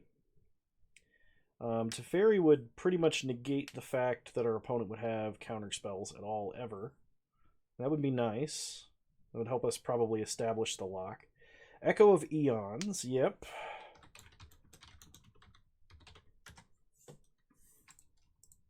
This is one of the times they spelled Eons without A, I think. Bone Daddy, welcome. Thank you for resubscribing. You are definitely the longest term subscriber. We just finished playing Loampox for about an hour. And now I'm working on building a Narset puzzle, thinking of like Boomerang. Yeah, in two-mans we played against all the decks that just like were the worst possible matchup, though I'm not sure that deck has many good matchups. Kind of thinking about what I want to do here. We could play red and do the whole what is it called? Burning Inquiry thing. Red does tend to go with the Boomerang archetype. So we could stay mono blue. Burning Inquiry. Did I not say Burning Inquiry? My head hurts, so I'm not exactly sure. And that would also give us access to, like, Bolt. I think Reforge the Soul might be a little bit deep, even for me here.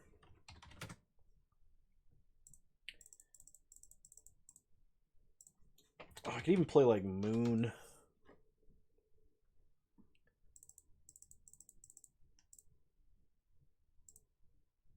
I mean, this just feels mean, right? Just do mean things to good people.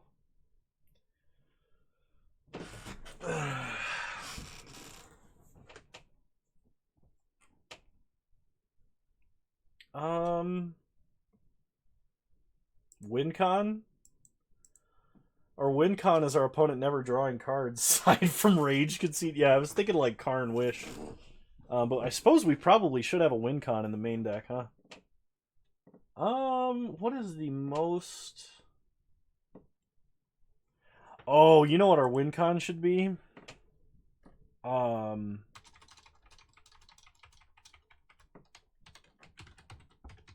Isn't there a companion that'll work for this?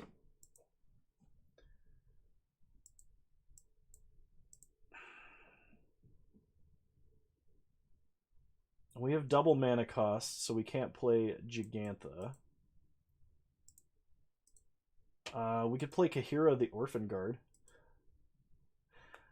Let's see, your starting deck contains only cards with CMC 3 or greater? Nope. Why does this one not say permanence with CMC 3 or greater? And Luris says permanence, CMC 2 or less.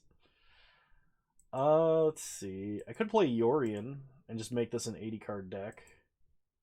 Obosh isn't going to work. Lutri says each card has to have a different name. Zirda, each permanent in your starting deck has an activated ability. I could make that work. No, I can't. Not by playing Blood Moon. Nope. Dang. And here I was hoping for just any random... Any random card I could cast from my sideboard. Well, let's see. Let me do the big think about this.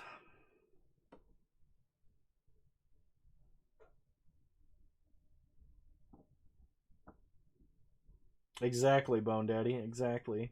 Kahira works if you don't play creatures. Yeah, but it pushes us into another color. And we are already almost exclusively blue. I could play... I think our win con is going to be Karn. And then... if something bad happens to Karn... Shark Typhoon!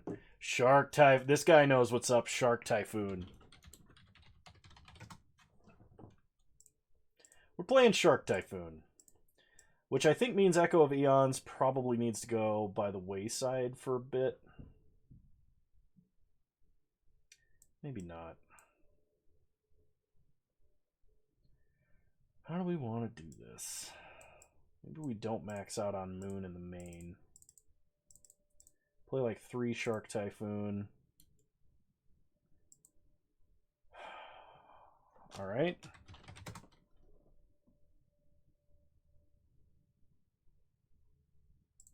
Actually, hang on. Blue.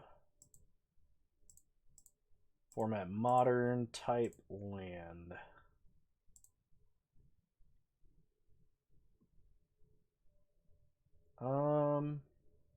I guess we just want to go with like the standard blue mana base. Let's go Scalding Tarn.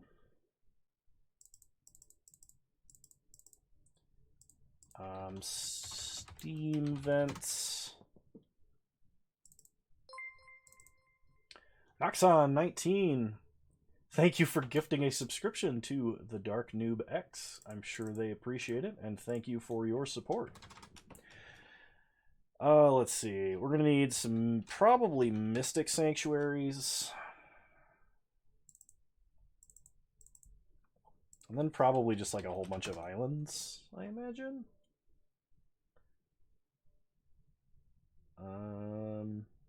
I'll probably also want like a Remand or a Mana Leak in this deck, I've got a feeling.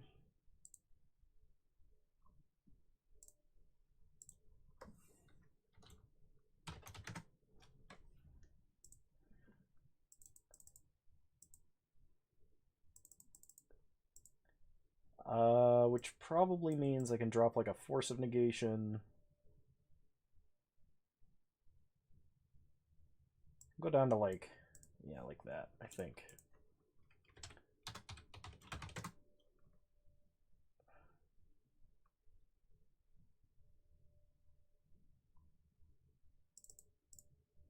Play a mountain. Go with like a Misty Rainforest as well, I think.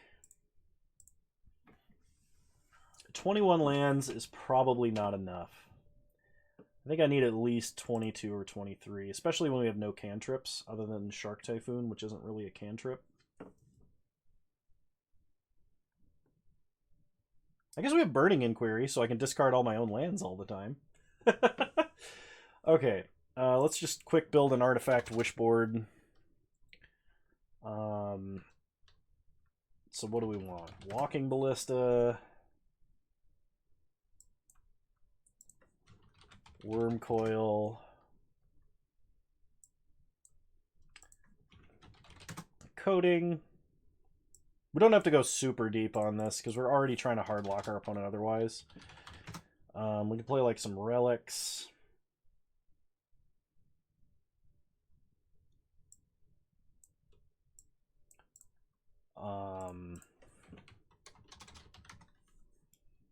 Cage, Spyglass, I like.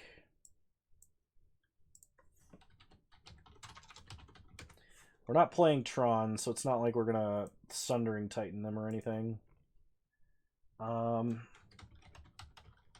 Trinisphere could be good, because I need the opportunity to punt by getting Trinisphere when I myself don't have enough mana to pay for spells. So, probably an Ensnaring Bridge.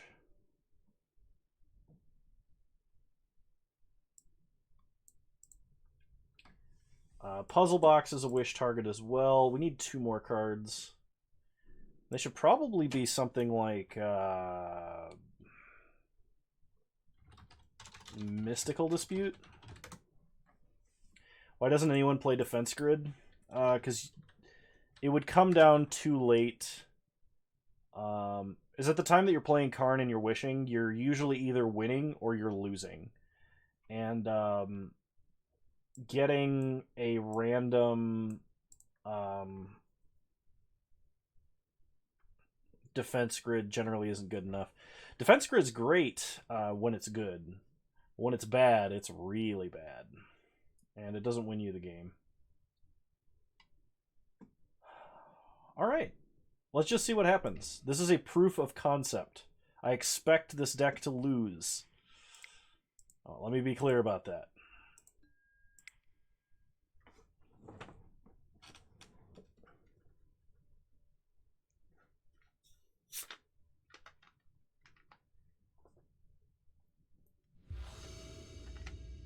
Alright, we are against the Sleeping Eye. And we get to play first. Sweet. Alright, no lands, mulligan. Yeah. Yeah, one could only wish. We'll put back to Fairy's Puzzle Box. And I think we're going to just start playing islands. I probably should have played at least one Gemstone Caverns on the off chance we get the old turn 1 boomerang. Opponent starts Copperline Gorge, nothing. We draw Force. You put that land back where it came from, sir. Or ma'am. Or other person. Alright. We untap.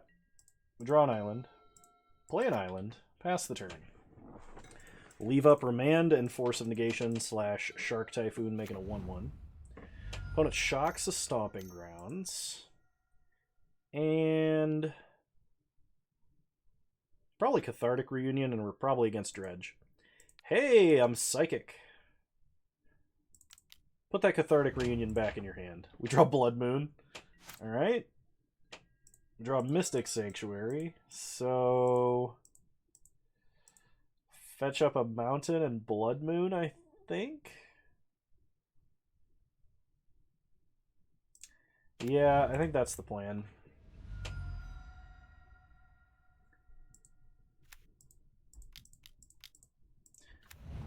We can Force of Negation to counter the Cathartic Reunion, but our opponent won't be able to Loam. Opponent dredges Loam, they get a Narcomoeba. Oh no. Kinda feels like Blue Moon. Yeah. Yeah, this is happening. Feels kind of bad, but it's happening. We untap. We draw Boomerang. I could Boomerang Narcomoeba and my opponent can't do anything about it. Play Mystic Sanctuary, pass the turn. Opponent dredges. Creeping Chills us.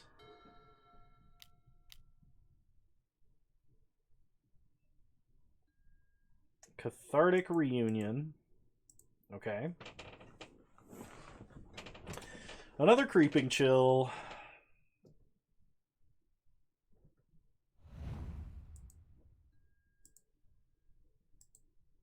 So we lose some life.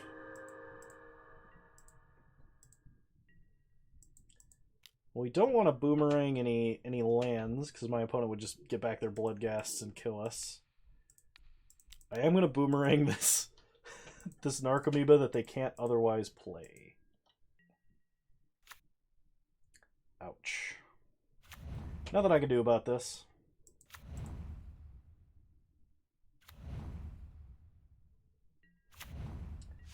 We untap. We draw Narset. Play Narset.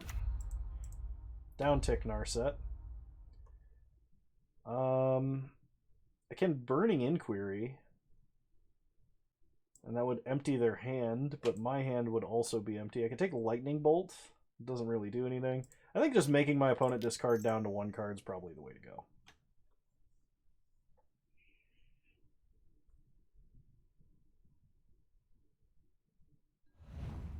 Oh my gosh, that was terrible because they could dredge on each draw. I'm so bad at this game. All right. Whoever's listening, please put a punt up on the counter. Thank you. No way to prevent this, says only streamer that regularly this happens to.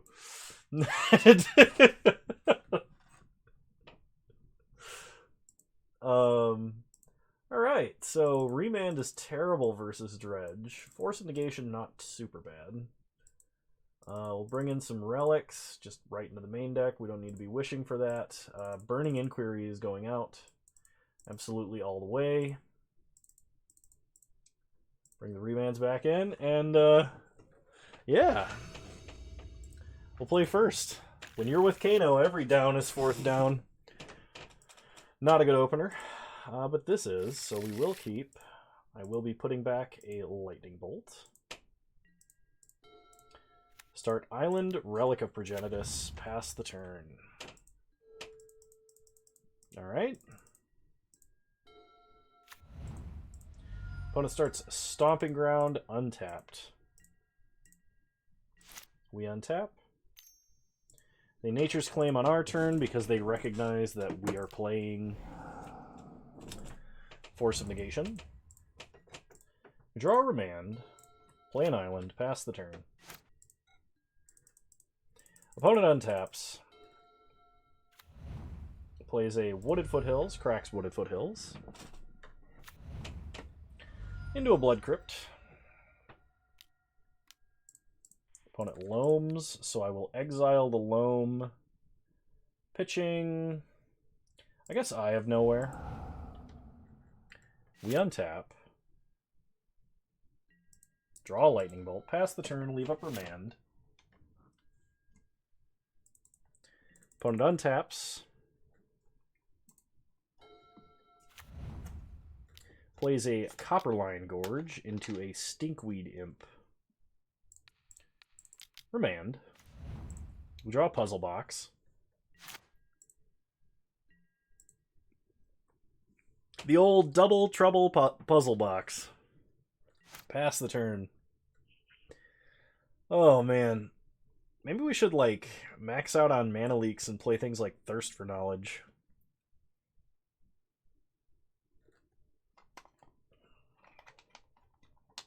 Or maybe we only play Puzzle Box in the sideboard and just Karn for it. Alright. It feels like we should be playing cantrips.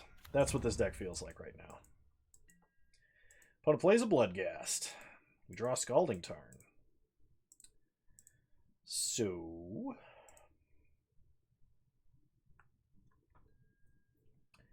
play Scalding Tarn.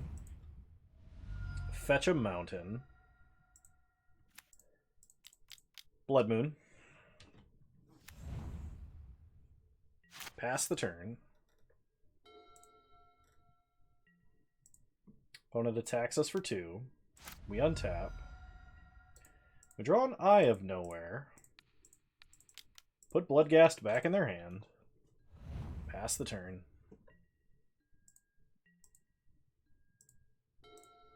Opponent draws. Cathartic Reunion, Dredging Imp. And they get back a Narcomoeba. Play a land and get back some Bloodghasts. So we're bolting a creature here.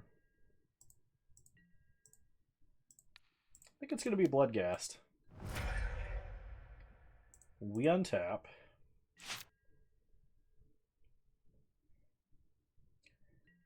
Draw land.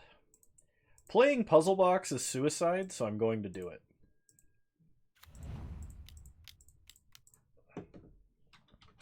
My opponent could dredge a million times here. They have Ancient Grudge. Nice.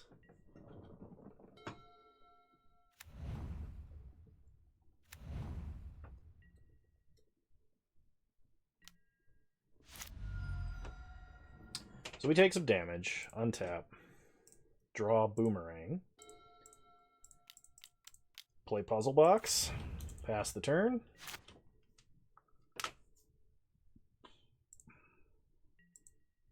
Opponent Puzzle Box player. Puzzle Box trigger.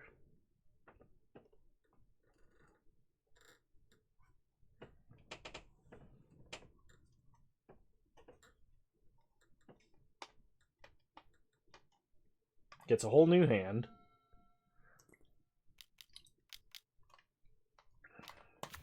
Thanks for stopping by, Dark Nubex. It was good to have you. Opponent dredges a lot. We'll say more than a little, in fact.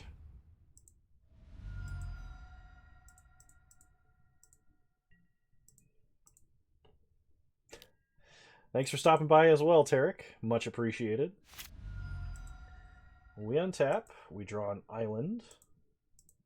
Put back our whole hand. We draw cards that are way worse. And we die. Alright. So, what we need is probably like one more land, first of all.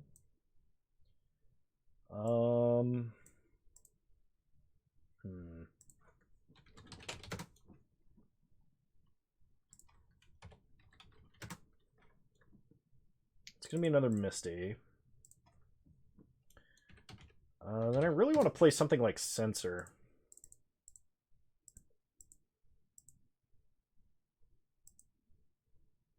Just to have sort of a cantrip early. Beyond Burning Inquiry, anyway.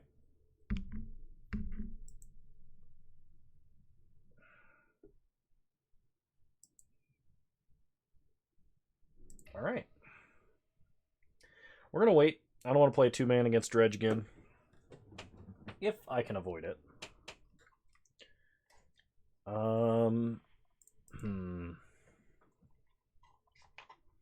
What else could we play in this deck?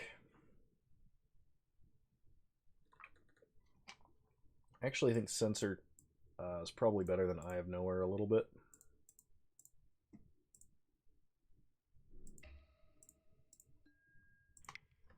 All right.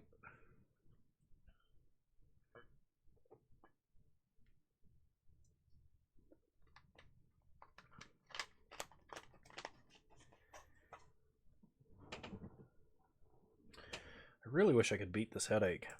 I'm not sure why I have it. I was hoping it was like food or caffeine or something. But it is not. All right.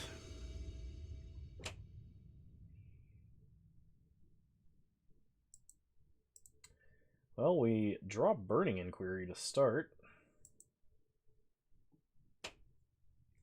I don't know if I like turn 1 Burning Inquiry.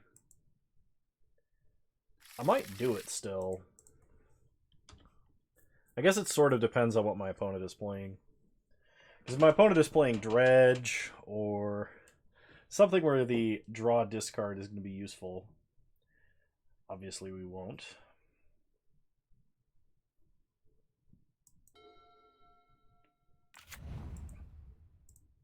Opponent starts Seachrome Coast into a Yoked Ox. What is happening in this 2-man queue? My desire to know more intensifies. Burning Inquiry, discard all our action. Oh my god, it happened. I guess it's not that... Dive down Huatley. My opponent is playing Toughness. They're playing Toughness. And what Toughness does, I have no idea, but they're playing it. They're playing a lot of 0/4s. Bant Toughness. Alright, well, I guess I'm just going to start boomeranging lands because I got nothing else to do.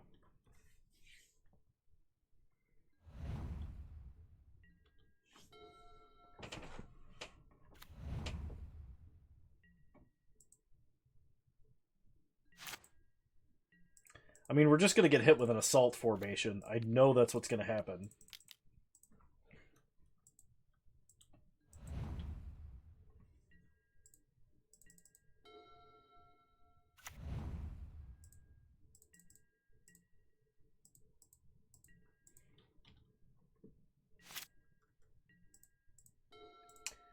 Play Misty. Pass the turn. I could Mystic Sanctuary for Boomerang. And Censor to cycle into a Boomerang if I needed to. Opponent plays a Waterlogged Grove. 3 mana for a High Alert. Left to get a sandwich, and what in the modern format are we playing against? We're playing against High Alert, the deck, I guess, in a 2-man queue.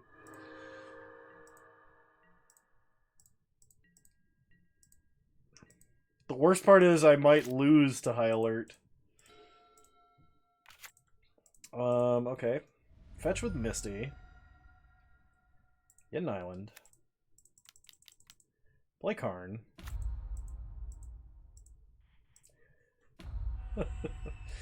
Wish with Karn. And we are gonna get... Oh no, Ensnaring Bridge doesn't help. We're gonna get... Teferi's Puzzle Box. Pass the turn. Next turn, I guess I actually should have wished for Wormcoil Engine, is what I should have wished for. Oh my god. Opponent sacks Waterlogged Grove.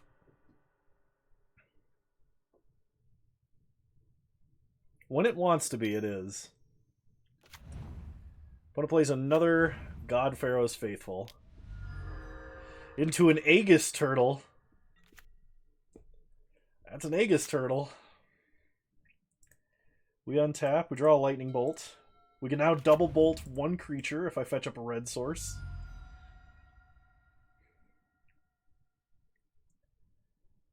Fetch up island. Wish for Wormcoil.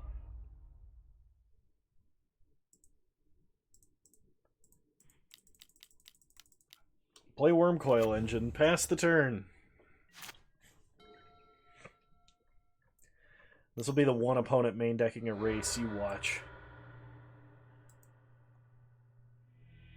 I can't beat a Wormcoil Engine. Okay. Any interest in Rakdos Death Shadow for tryharding? I don't really want to play Death Shadow, no. I might play the Rakdos mid-range deck if I can get a hold of some Croxas, but that would be about it. We're going to drop a couple Force of Negation, I guess. Man, Burning Inquiry just feels bad in this deck. Which probably means I should not be playing Burning Inquiry. It's only good with Narset. And for me, it says discard your 3 best cards, draw your 3 worst cards, and lose 1 card in hand. So, yeah, I probably shouldn't play Burning Inquiry.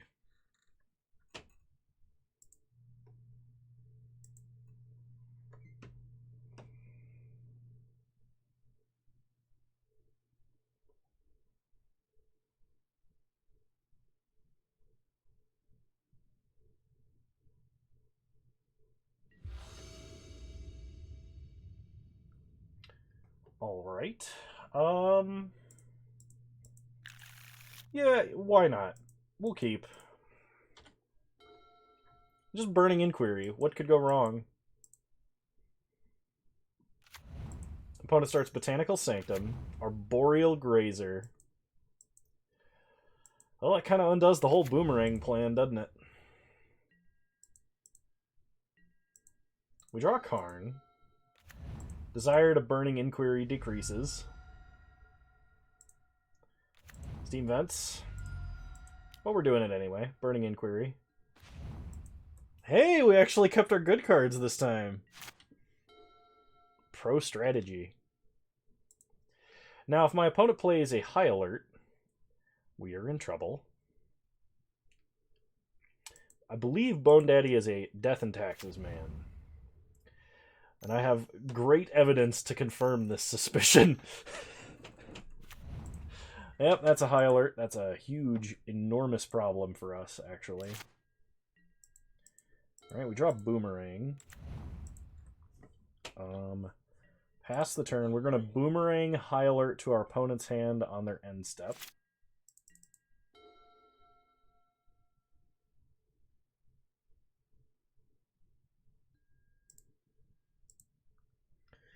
Ah, yes, Morpheron combo. I actually might have the cards for this deck. I can check. I might be missing, like, the first... Oh, you know what? I don't have Sliver Legion. But Sliver Legion on Moto doesn't cost anything.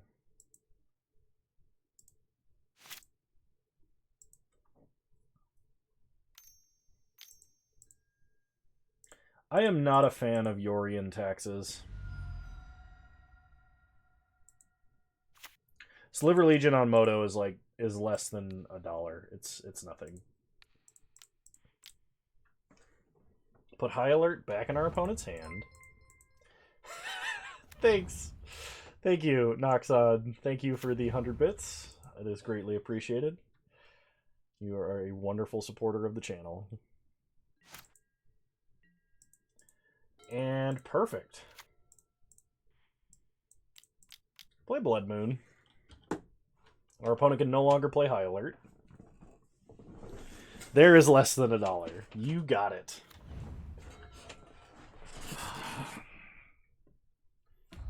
Man, that Blood Moon looked almost like we planned it. Don't play Axebane Guardian, please. Okay, Huatley. Huatley is a reasonable thing that can actually kill us with Arboreal Grazer. So we go down to 7.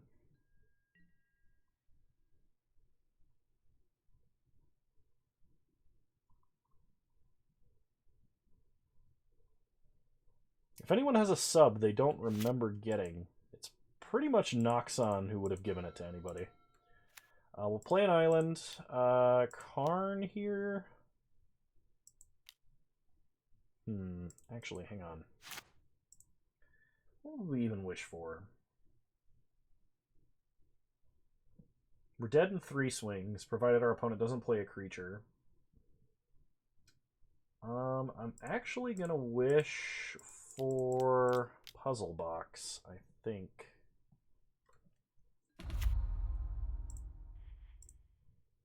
No, I'm gonna wish for Liquid Metal Coating.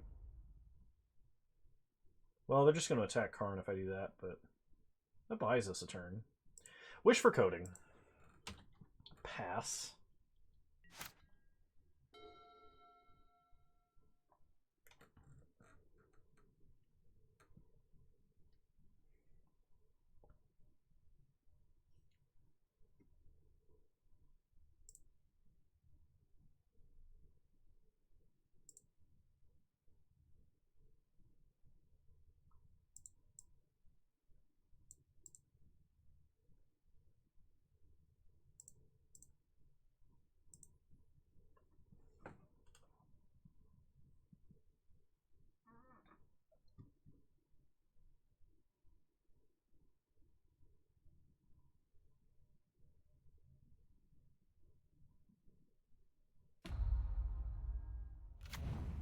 Opponent plays a Gilded Goose. Gets a food. This is a problem. Because... Okay, Karn dies.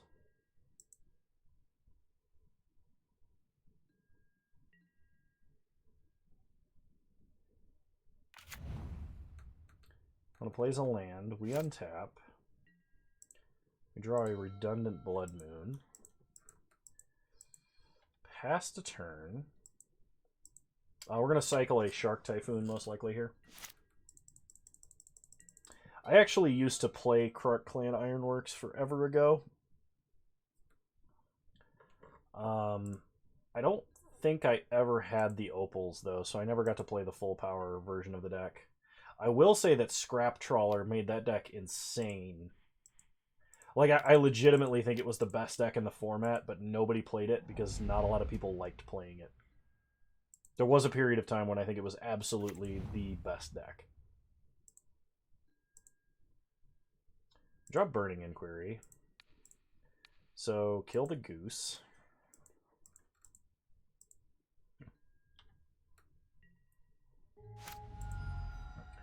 Go down to 4.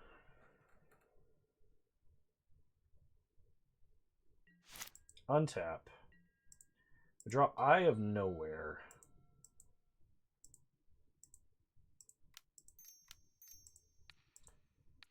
Bounce the Grazer, because it's the only thing our opponent can attack with. And Burning Inquiry. Give me better cards in hand, please.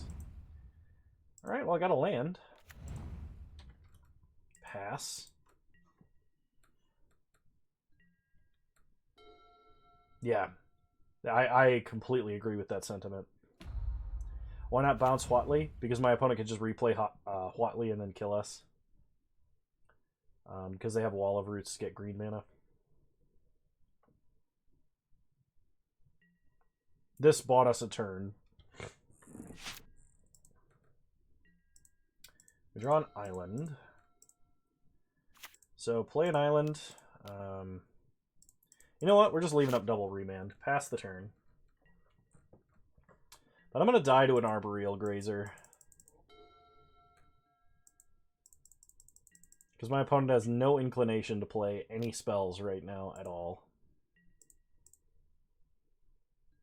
They hit us down to 1. We don't have any cryptic commands or anything. Oh! Oh, we get to remand. Nice. Good draw. Good draw? Not a good draw. I could have actually remanded my remand and then remanded Arboreal Grazer just to get another draw there. Narset! Parter of Veils. Oops. Play Narset. We need a bounce spell to stay alive.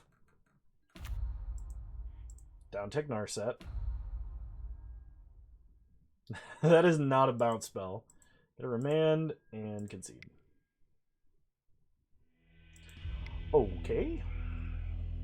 I guess I actually do want Force of Negation in this matchup, and it's probably better than Remand.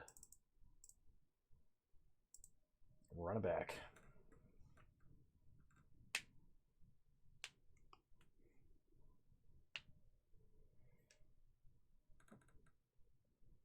I think I want to play some of my Sorcery Storm deck after this.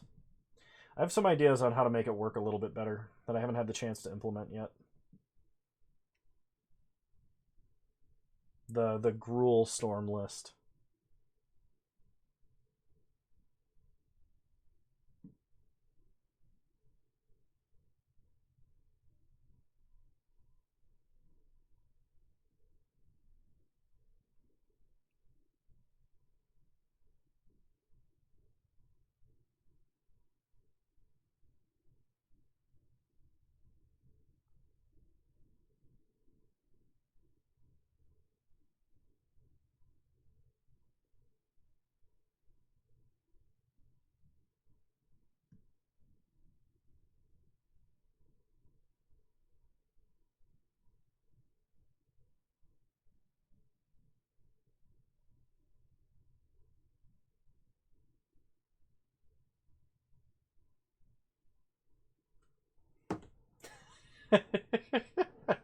Nice.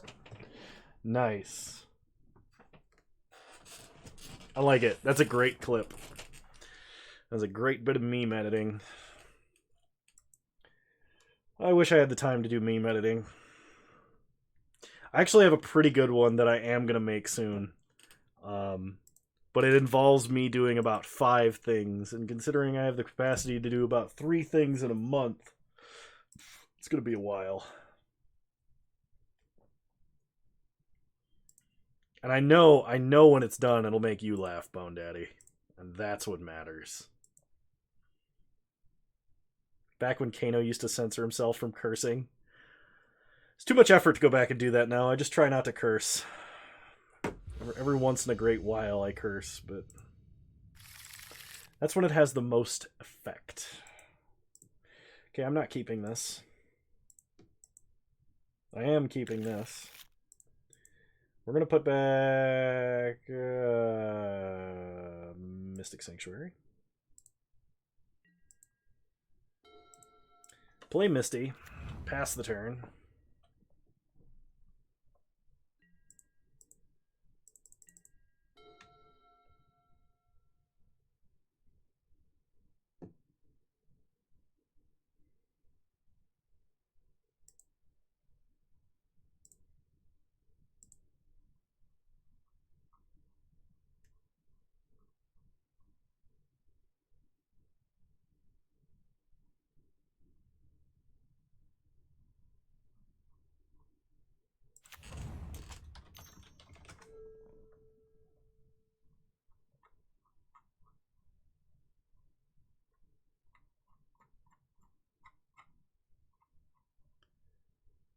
Alright.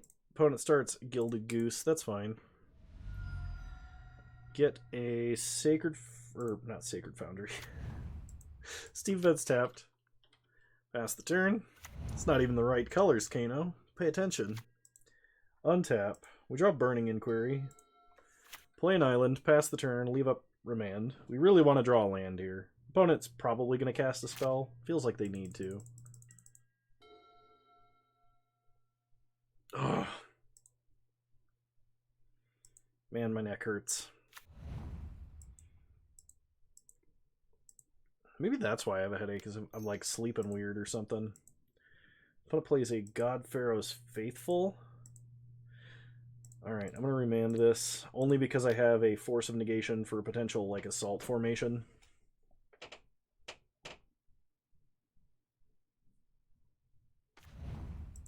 Okay, we get a Shark Typhoon, which is what I will pitch to Force of Negation, because I really want to land a Narset.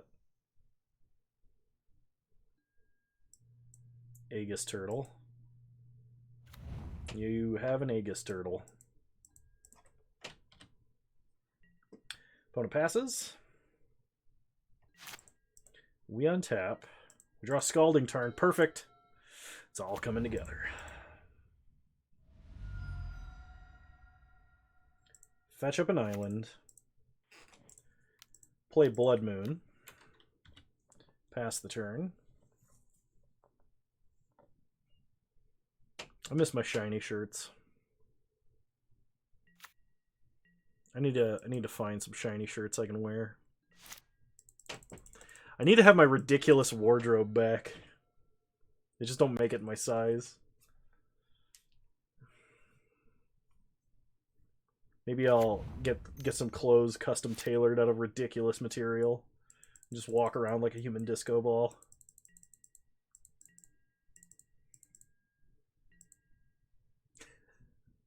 Then I could talk to people in real life and claim that, yes, I am that guy from the internet. And they'll have no idea who I'm talking about, but presumably I'm some guy from the internet. Oh, I really want to do this now, just to be ridiculous. Alright, Burning Inquiry. Him to Turok. Nice. Down tick Narset. Yeah, I'll take a Shark Typhoon. Pass the turn. That used to be a meme. An ancient meme. Don't worry, ma'am, I'm from the internet. Opponent adds green mana. Oh no, don't play Assault Formation. If you play Assault Formation right now, and we force it, then you concede. Seal of Primordium. Yep. Sorry. That's got to get countered. This might force our opponent to scoop. It seems like they have a really greedy mana base. And I say really greedy, but in reality what I mean is no fetch lands, which means... This is another reason that, like, it's kind of weird. Like, Blood Moon actually hates out on middle tier decks more than low tier and high tier decks. Because, like, middle tier decks play things like the fast lands and the sack lands and stuff like that, but they don't play fetches and they don't play basics. Whereas low tier decks, like low cost tier decks, are like monocolored, play a ton of basics, and don't care about Blood Moon. And high tier decks have fetch lands so they can get their basics in response to Blood Moon.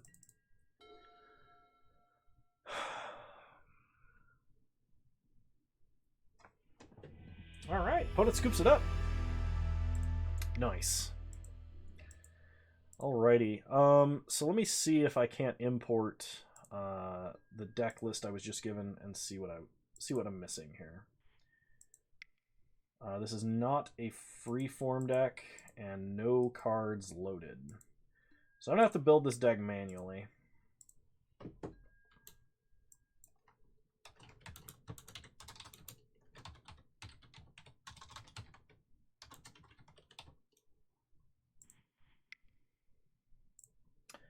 Excuse me for a minute while I do this.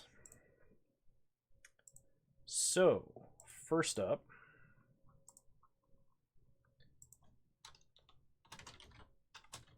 a single forest.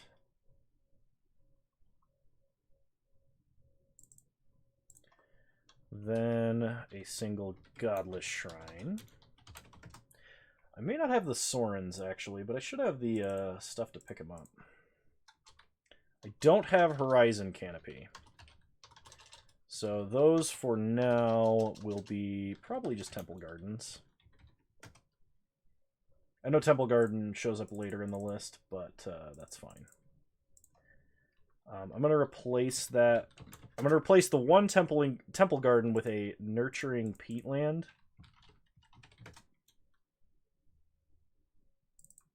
And I'm going to replace the Horizon Canopies with Temple Gardens. One Overgrown Tomb.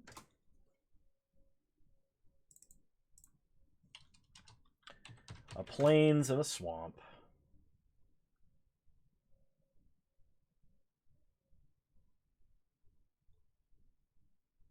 Where's them Plains? Okay.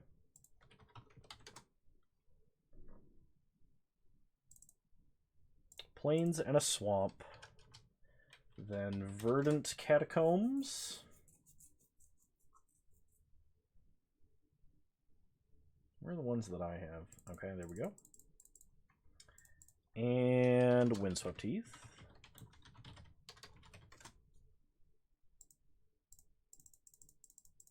And we got ourselves a mana base. That's not right. What am I missing? Oh, it plays Nurturing Peatland. Okay. I still can't spell nurturing, so I still have to type out peatland here. Okay, well, I don't have that, so we're going to play... what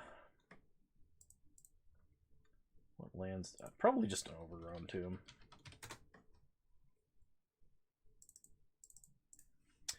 Alright, so our mana base is worst simply because we don't have maxed out Horizon lands. That's fine. Cloud Shredder Sliver. Hey, I have 3. Perfect. Morophon. Boundless. Simian Spirit Guide.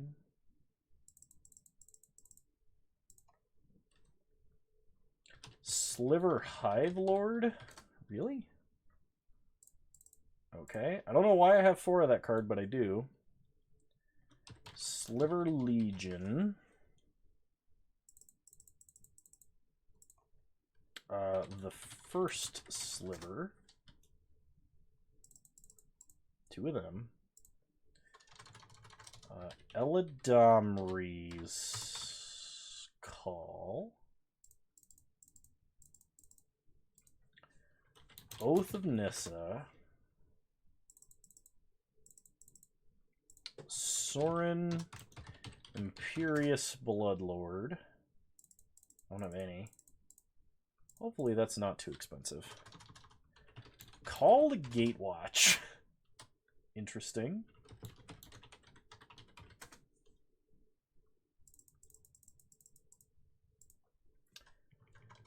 Which deck is that in Legacy? Scheming Symmetry. I don't know about this. Defense Grid.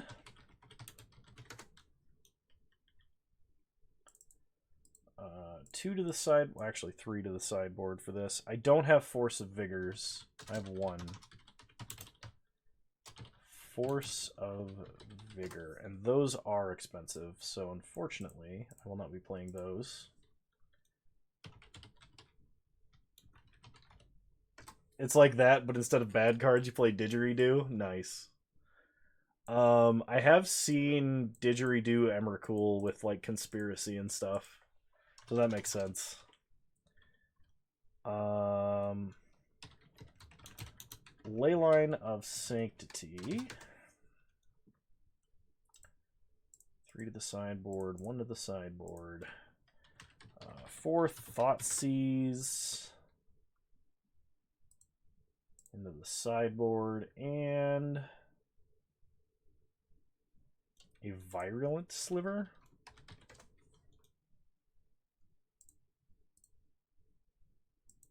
That's not... I don't believe in that. I don't believe in a Virulent Sliver. I'm going to put an Inquisition in the sideboard, and instead of another Defense Grid, I think I'm just going to play a Veil. Even though they're kind of a non-bow together.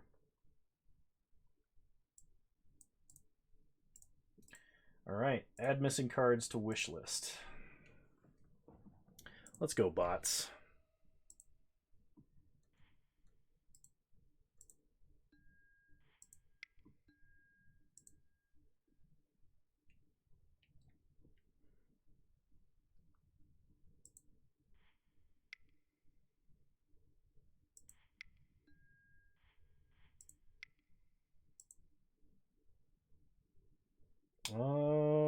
Yeah, that's not too bad. Alright, submit.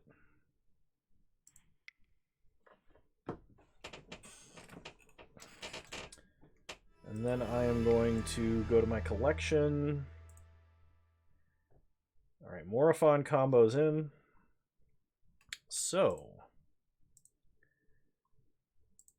I'm going to restart the client because it's getting super laggy. And then, let's play some Morophon combo.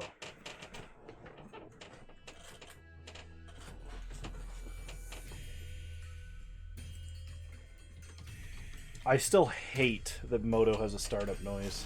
I despise it so much. It's always like way too loud and just completely unnecessary, and there's no way to get rid of it.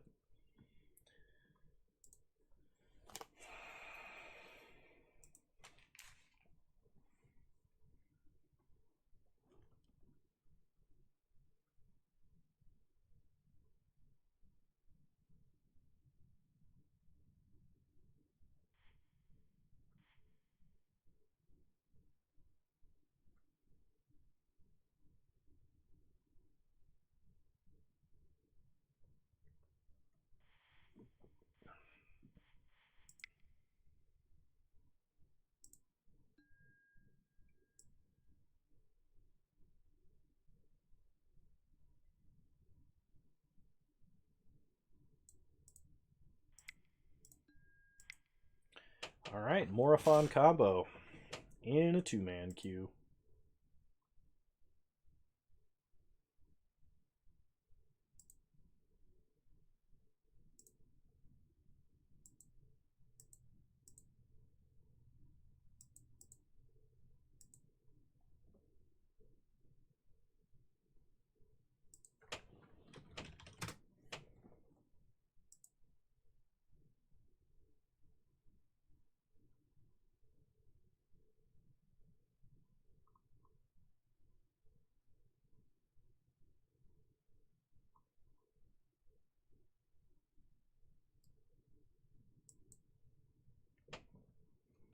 I'm once again on the wrong recording screen.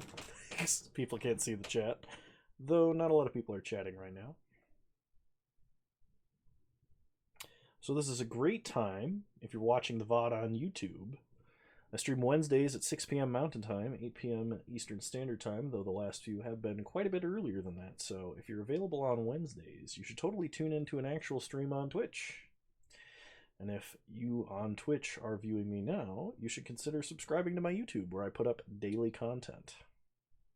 Would recommend. And for everybody, we have a Discord, which is kind of like my stream chat every day of the week. Though today has not been as zany, it's the outlier.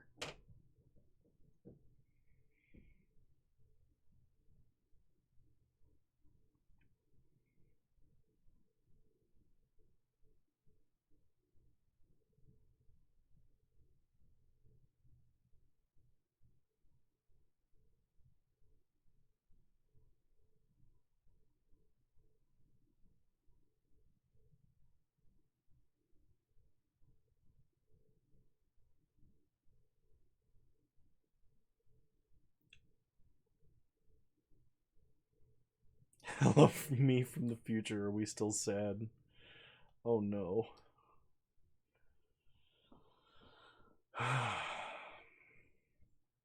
Don't be sad, Bone Daddy.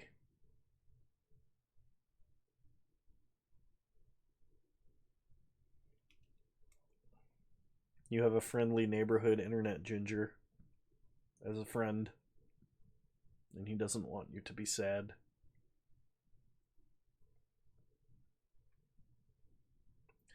Yeah.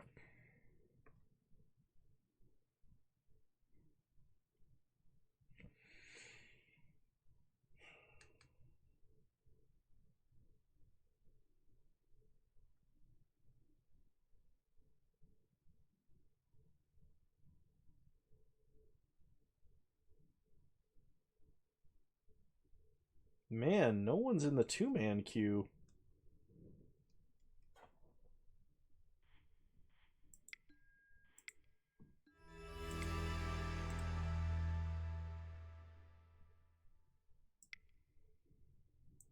Come on, let me play my dumb jank deck.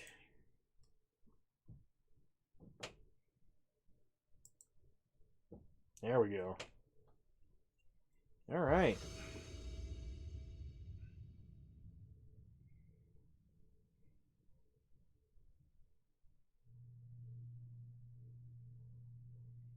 Well, we have Soren.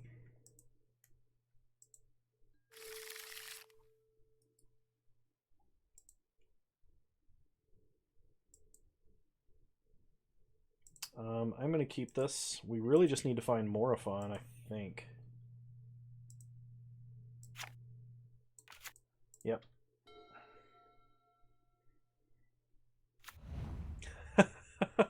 Nice. That is an awesome vintage, or not vintage, legacy deck. So we're against some kind of Luris deck. Start Overgrown Tomb, Oath of Nissa. And we are looking for a Morophon the Boundless.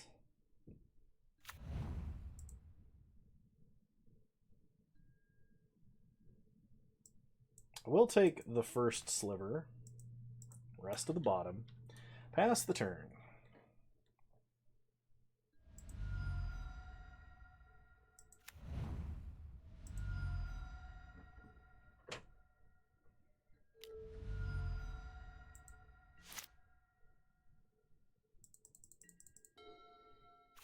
I'm actually really surprised because a playset of a lot of the cards on Moto for that deck is actually quite expensive. Some of them don't surprise me, but a lot of them actually do. We get a Cloud Shredder Sliver. Alright. Play Windswept Teeth. Play another Oath of Nissa. We're not fetching first because we just dumped 2 cards to the bottom. Fetching thins our deck by 1, whereas not fetching, we know that 2 cards are at the bottom of our deck that we're not going to hit with the Oath of Nissa. So we're probably just going to fetch up a Temple Garden next turn, and we have the full combo, really.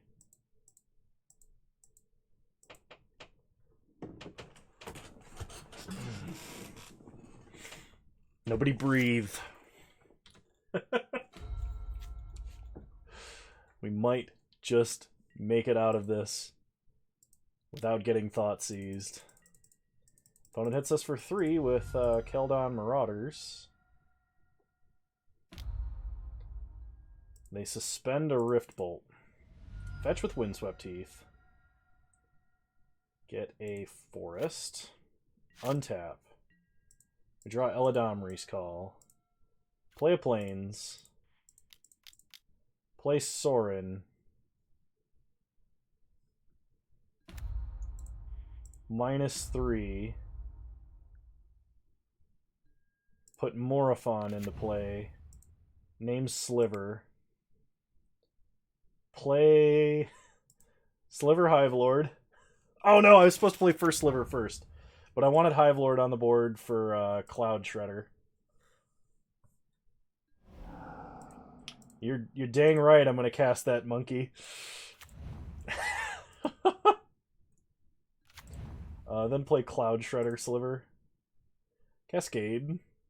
Yeah, welcome to Modern. I will not cast Scheming Symmetry.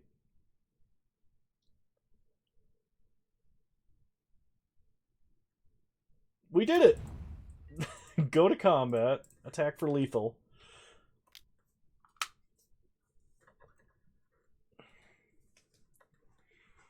Got him.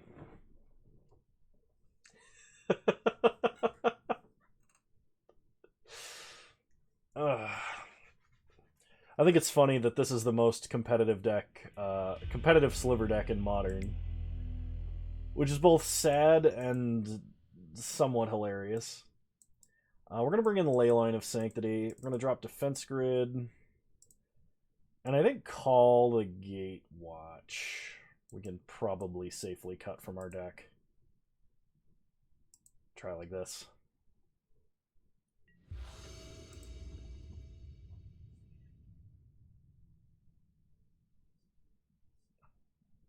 Our opponent is playing a reasonable but outdated burn list.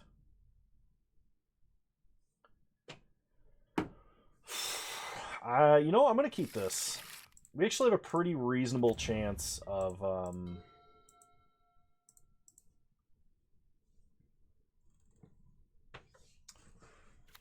assembling the combo. Opponent starts Goblin Guide, okay. Yeah, it's Idyllic Tutor. Opponent reveals a Leyline of Sanctity. Not really what I want to draw. Shock, Oath of Nissa. We still need to get Morophon and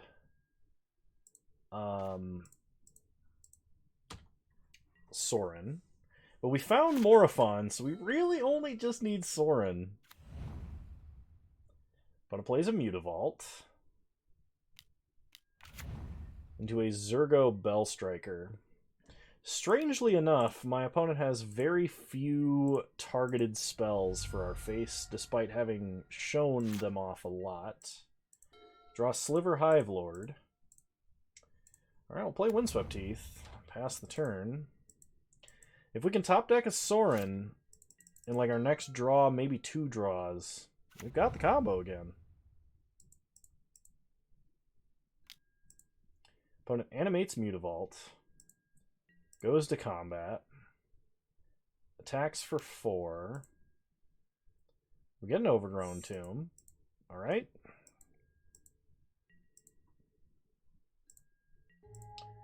Take 4, go down to 8. Opponent cracks a Scalding Tarn for a Blood Crypt untapped into Zergo Bellstriker. Alright, crack Windswept Teeth. Get a Temple Garden tapped. Untap. Draw Cloud Shredder Sliver. So my opponent is hitting me for a minimum of 6 next turn. I shouldn't have played Verdant Catacombs, but I don't actually need to use it. We discard the other Leyline of Sanctity. We have Simian Spirit Guide, so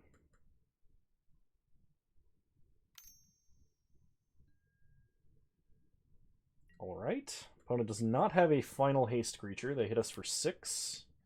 We reveal the first sliver.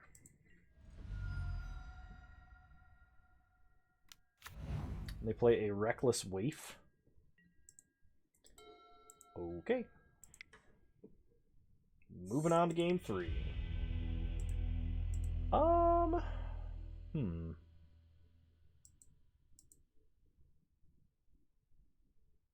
think I want an Inquisition over a Scheming Symmetry, but otherwise I'm going to keep the deck the same.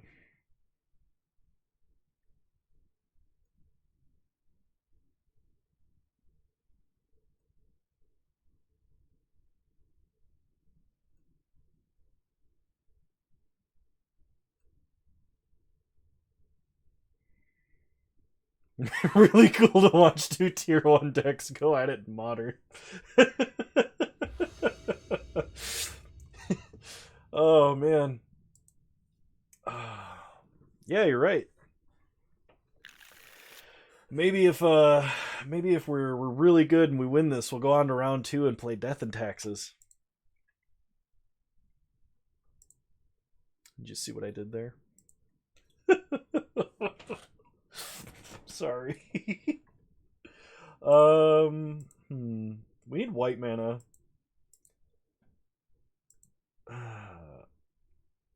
We'll keep. I think we gotta keep. Like, we are a tutor away from just winning. We are white mana away from winning, and if we top deck white mana, we can Eladamri's Call on turn 2 for Morophon. I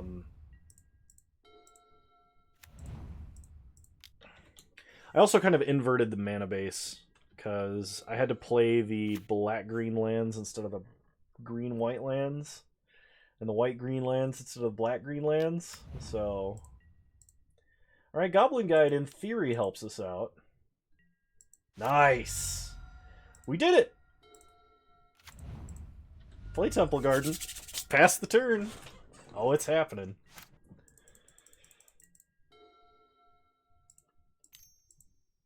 Oh, Zergo Bellstriker. Ooh, no second land. Goblin Guide. They get us a Windswept Heath. Perfect. So Eladamri's Call. We'll get Morophon. Yeah, Noxon posted a list for Morophon Sliver combo, and I was like, yeah, this is happening. So play Windswept Heath. Fetch Windswept Heath. Get a basic forest. Play Sorin.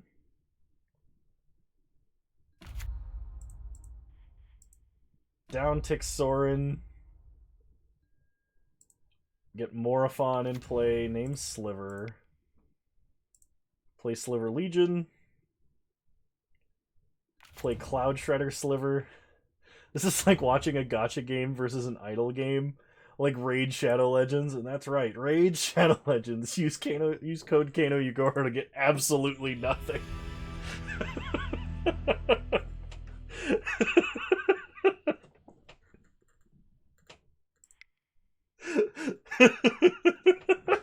Oh, dude, I want to code a Kano Yugoro bot that so you can redeem channel points to open loot boxes to get golden emotes. And the bot will, and then you can do like exclamation point swag, and you'll get 3 golden Kanos or whatever. I don't know. All right, so we are gonna play. After that, because it's a one and done, we're gonna go with a little bit of my Storm deck that I've been enjoying playing here. It still needs some work, but I really, really like this deck, and it's more powerful than the previous list that was playing just Locket. I have not played this one on video yet, so thank you to those who have stuck around. We are going to play some Storm Ascension. This version does. Yeah, no, the previous version wasn't playing Channel the Suns. This version does, because paying 4 mana and getting 10 mana is an insane ritual. Alright. This is a mulligan. This is what a mulligan looks like. Everybody take notes. And Bone Daddy, we gotta play some bad cards every now and again, right? Like, what are we doing if we're not playing bad cards every now and again? We're gonna put Reforge the Soul back in the deck. So you brew a deck with Tybalt's Trickery once it's releases and flipping into an Emrakul. Well, the deterministic way to do that is Shadowborn Apostle. Just to keep chump blocking until you can counter a Shadowborn Apostle with Tybalt's Trickery on turn 2. With the, no, you can't, because you can't Simian Spirit Guide. We are playing Cascading Cataract with the intent to Cleansing Wildfire it. Yes. That is correct. My opponent is playing Goblins and mulligan to 4. I think we are playing bad cards, but Bone Daddy. If I wanted to play good cards, I'd be playing Izzet Storm, and that's a tiered deck. This is a deck I've wanted to play for forever. And it's not good. Bombat Courier. Alright, you hit me with them 1/1, sir. I'm ready. And if we draw a Pyromancer's Ascension, this hand is going to be absolutely crazy nuts. Would love Slivers to be modern meta, even if it's just for a day. Alright, fetch with Wooded Foothills. We are going to get a... Oh, we can get a basic mountain. Cleansing Wildfire, ourself, getting a cantrip, rampant growthing, getting a mountain. And we get a land. We just need to find a Pyromancer's Ascension. Actually, next turn I can cast Hazoret's Undying Fury. But it plays a Goblin Guide, which might be all we need to win, really. Draw me a land so I don't draw land. Okay. Lots of triggered abilities for our opponent. We're drawing a Valakut Awakening. Watching Plague Sliver spike to $100. Oh my gosh. Okay. I think we just go for the combo. Because, like, why not, right? So play Wooded Foothills, crack Wooded Foothills, get a mountain. Pyretic Ritual. Desperate Ritual. Manamorphose 1 time into red-green. Alright. And then let's go Hazoret's Undying Fury. Triple Pyromancer Ascension. Let's go. Except our lands don't untap next turn. We only play 3 Pyromancer Ascensions, by the way.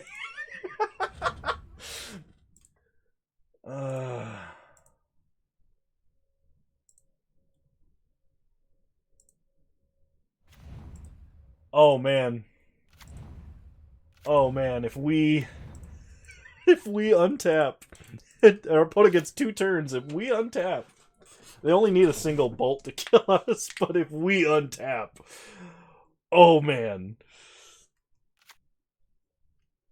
I want to note that if we hit even one of our million rituals or Manamorphoses in this deck, in that Hazoret's Undying Fury pile, we would have won the game.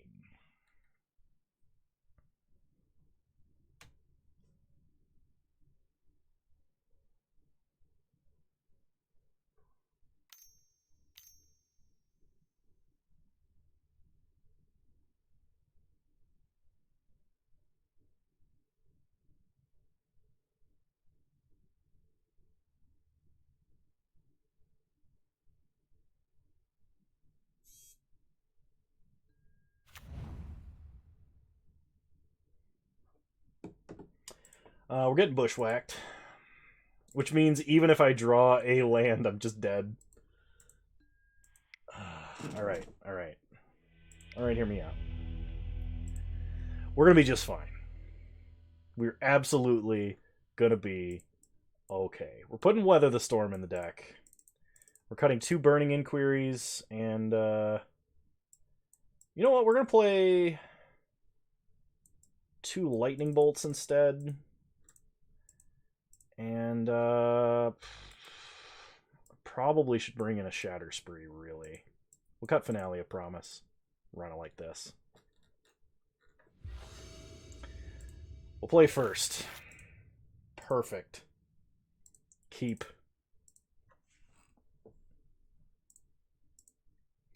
It's just look at this unplayable hand. Kano says perfect.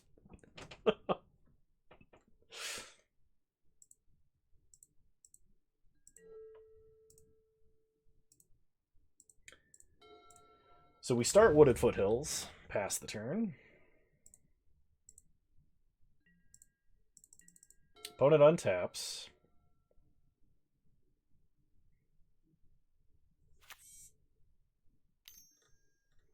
They play a Foundry Street Denizen.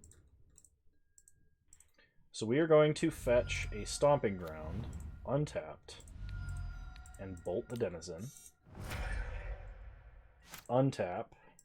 We draw Hazoret's Undying Fury, play Cataracts, play Ascension, pass the turn. Now we just need some duplicate spells, or another ritual or two, or maybe a land.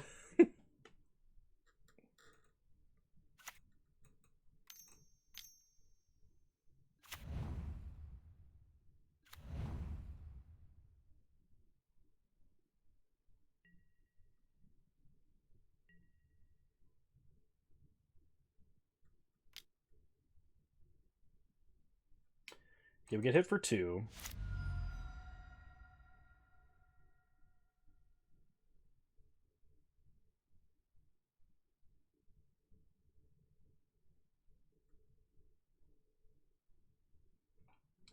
We draw Weather the Storm. Alright, pass the turn. So the cool thing here is, if my opponent plays like 4 spells, we can just gain all that life back and have more time to, hopefully, I don't know, Miracle or Forge the Soul or something. Alright, opponent plays Goblin Guide. Sure, sure.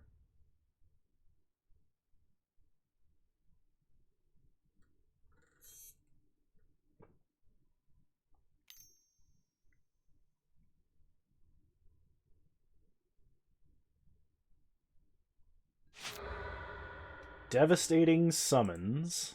Alright.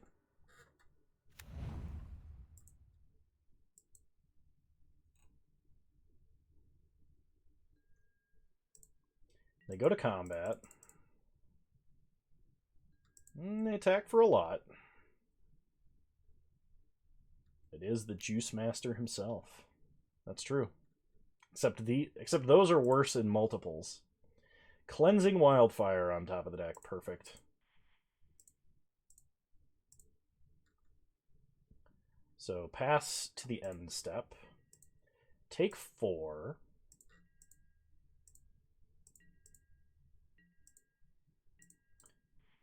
Weather the Storm. Gain 9 life. Go back up to 20. Untap. Draw Cleansing Wildfire. Cleansing Wildfire. If we could draw a land off of this, that'd be great. We will use Cleansing Wildfire's ability. Get a mountain. We draw Wooded Foothills. Play Wooded Foothills, and we're going to be in business here in a moment. Pass the turn.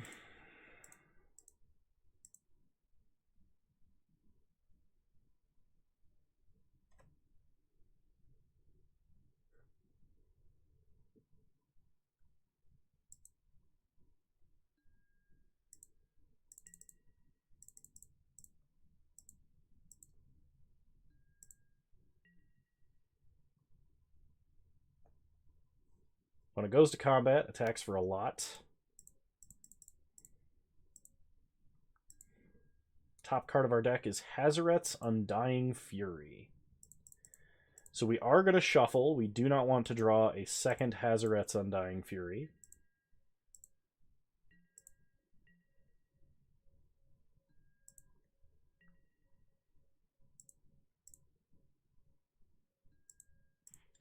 So fetch a basic mountain, untap.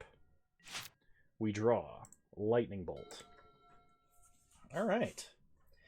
So we currently have, what is that, 6 mana?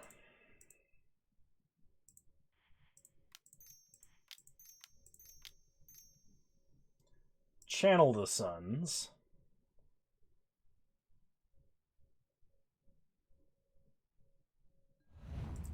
Pyretic Ritual, getting rid of the white mana.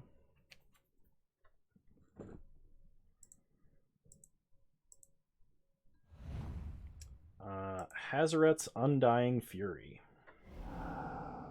What is with the Pyromancer Ascensions? Oh my gosh, what is it? Is Hazaret's Undying Fury just tutor for Pyromancer's Ascension? Add red, red. Draw Pyretic Ritual. Oh. Alright. Pyretic Ritual. Counters on all the Ascensions. Yes.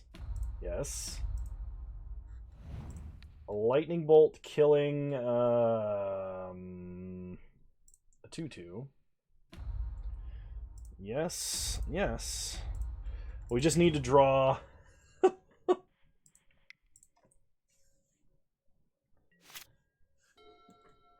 Ascend with me, Kano. Our lands don't untap, though. I'm just dead. I'm dead because our lands don't untap.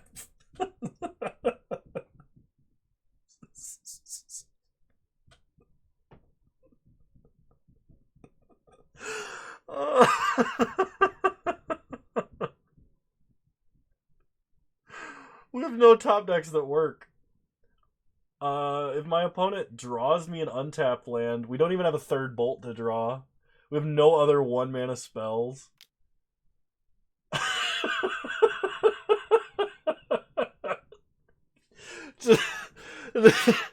Oh, we can't even Miracle to Reforge the Soul, which would be amazing because we would draw like 37 cards or something ridiculous like that. I'm playing this again.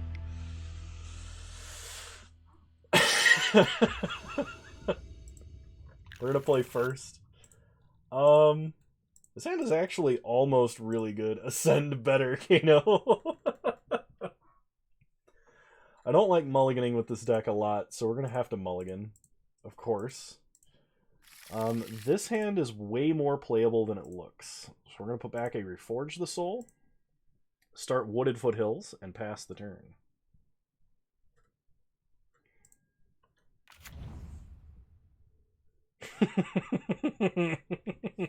I can't believe both games it was just maximum ascension power and then nothing to do with it. Well.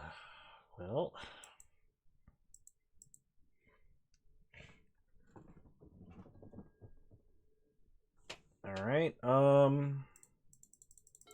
let's see what our opponent's on.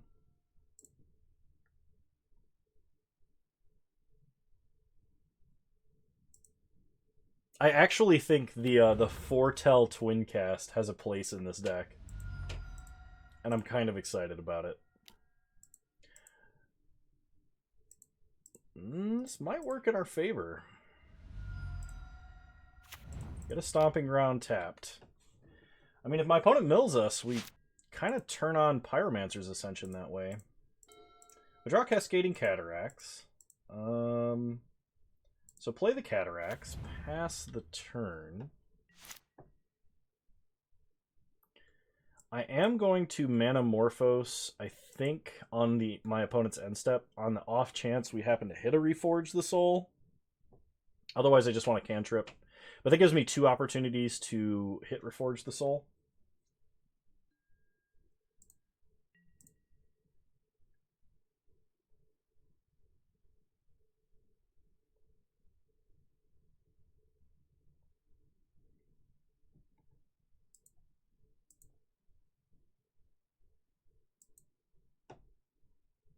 Crabtron is upon us.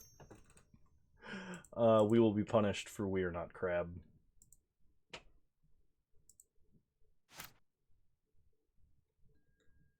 Reject modernity. Embrace crustacean. Oh no. Bone Daddy, why must you curse me?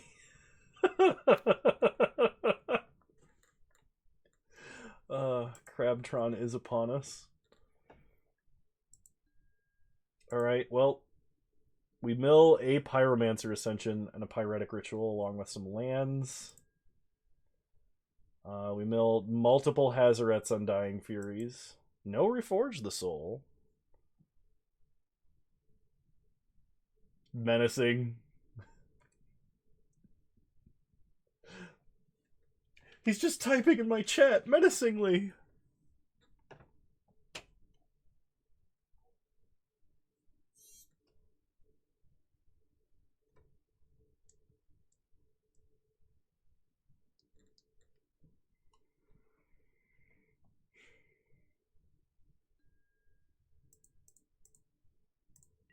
Got 3 crabs out on turn 2 the other day, and the dude just instantly scooped. It's a very, very broken feeling. I can say that much. So on our opponent's end step, we Manamorphose.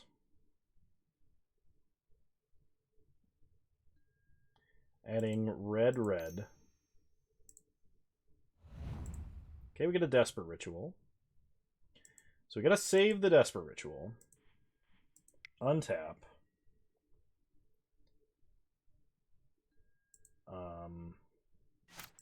Upkeep. We draw. Pyromancer Ascension. It has begun.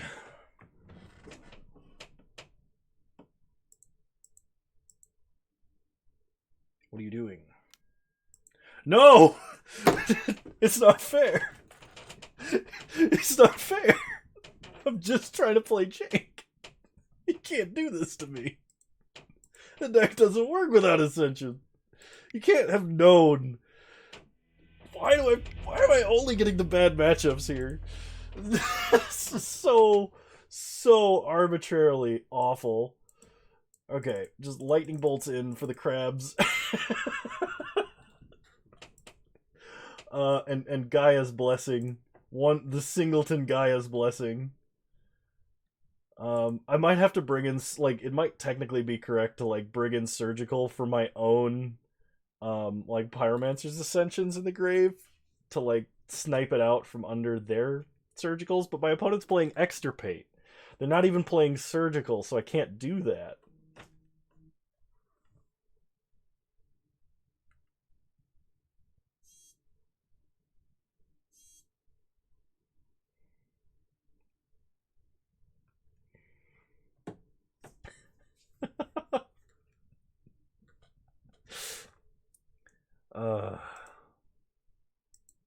So, fun crab fact. Did you know that in a process that has since been labeled, I believe it's carcinization, crabs have independently evolved at least 5 times throughout the geologic timeline?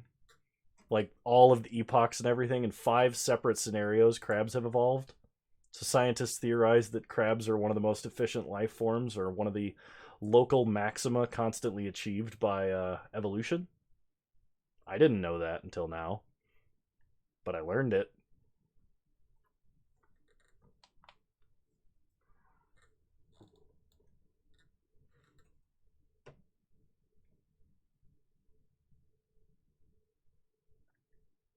Oh, and they know this because some different crabs from different eras have different symmetry. So some crabs have radial symmetry. There's one crab that has spiral symmetry, or like on the main shell.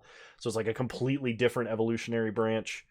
And then they examined it more closely and found that there were actually several different branches of crab that appear to be genetically related, but are very, very far apart. There's only one step in the crab cycle, and it is crab.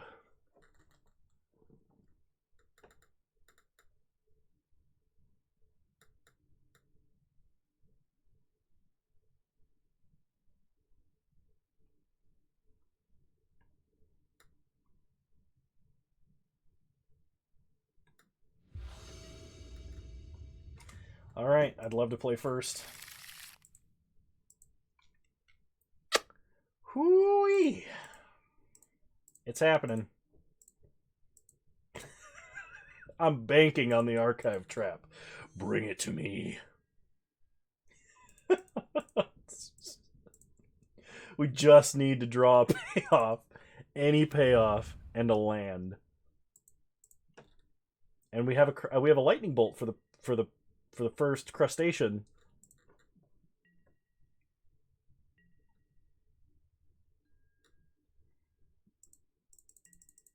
Swear to me, archive trap.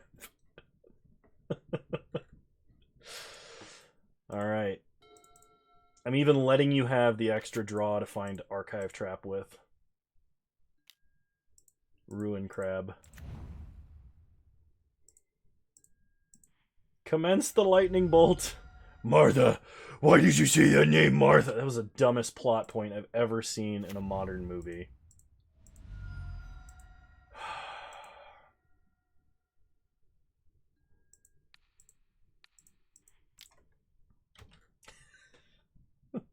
How does that crab know where to go if we don't bolt it?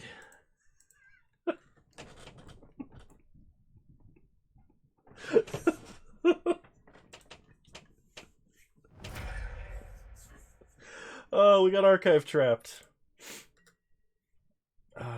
We need to draw mana and play this Pyromancer Ascension. That's what has to happen this turn, because otherwise my opponent's going to extirpate it and we're going to lose.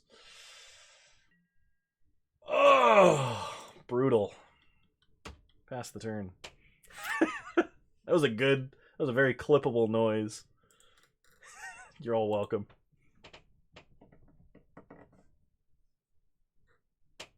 Somebody should go back and get me a bunch of clips of my own weird noises, and we can just, like, edit it into a Kano weird noise compilation.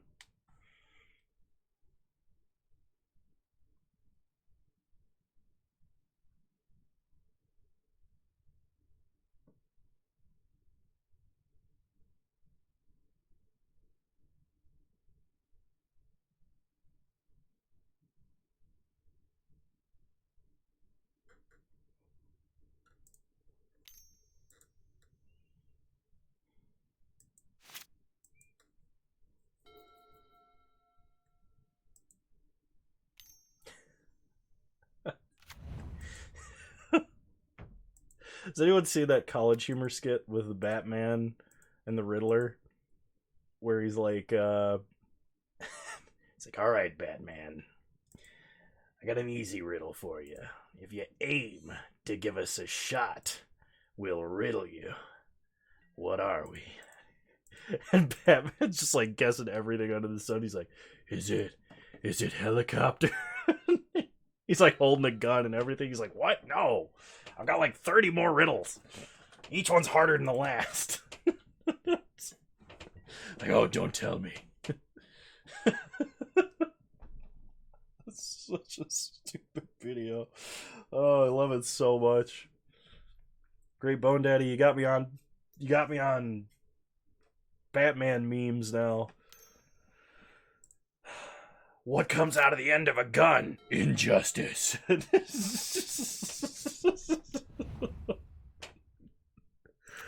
Uh-huh. Yep. Here we are losing to crabs. Actually, at this point, if my opponent were to just, I don't know, mill past in flames, we would probably completely destroy them as long as we get another land. It could be any land at this point.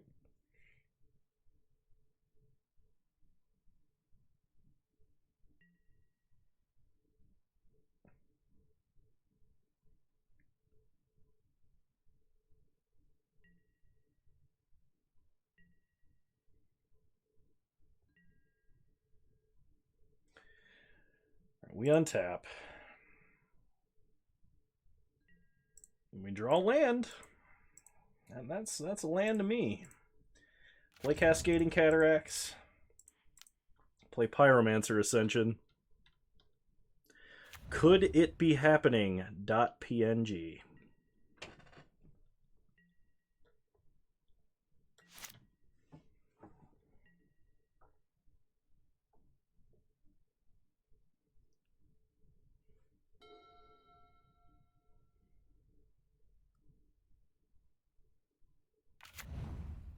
Oh no. That was a lot of mill. That was a lot of mill that just happened there. You know what the worst part is? My opponent's going to have that one stupid drown in the lock, and it's going to completely ruin my day. Or I'm just going to be like dead to glimpse the unthinkable. Yes! I forgot about Gaia's Blessing. Ugh. Perfect. Gotcha. Now even if they have drown in the lock, they can't counter. Well, they can because Flooded Strand, but no, we have enough. We can turn on Ascension with what only we have in hand.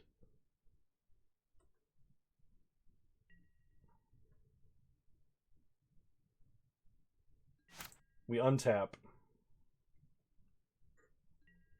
Draw a mountain. Play the mountain. I think we just go for it here. Desperate Ritual.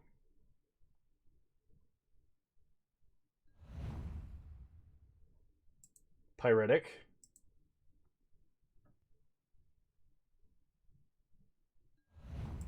Pyretic. Always yes. Always yield.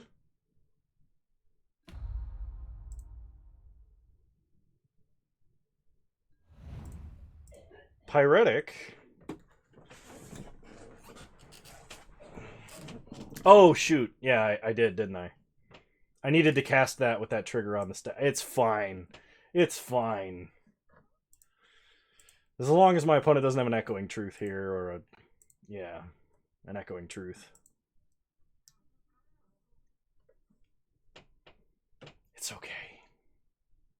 It's okay. I really hope I don't need that mana. I'll feel like an idiot.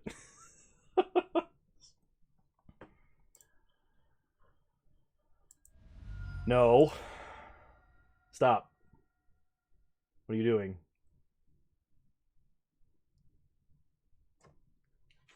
Don't do the thing, opponent. Come on, be smart about this.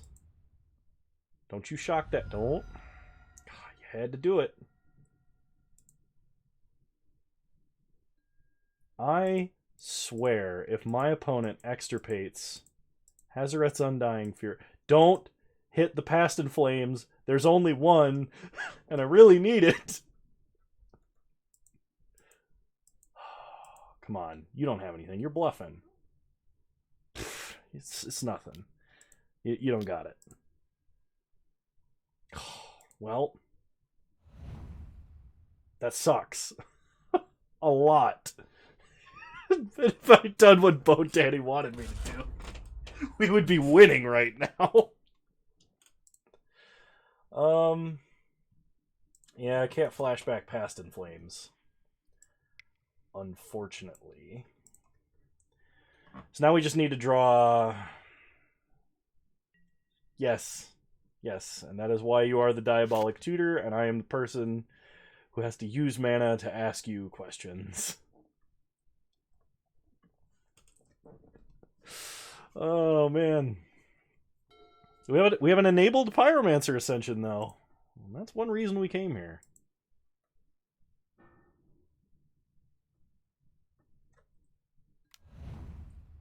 Good, just checking. Crabtron assembled. That's very intimidating, sir. Alright, deck, listen to me. I just need a ritual, please. Manamorphose works. Well, Valakut Awakening is nice. Yeah, we definitely cast Valakut Awakening here. We get to put back Reforge the Soul because we don't need it.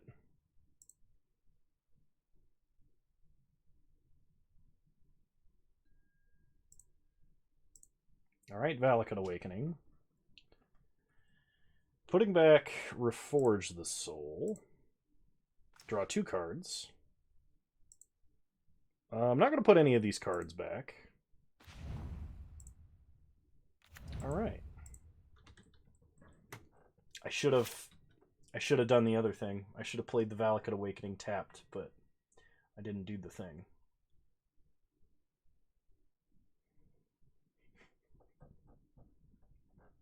Playing Magic is hard.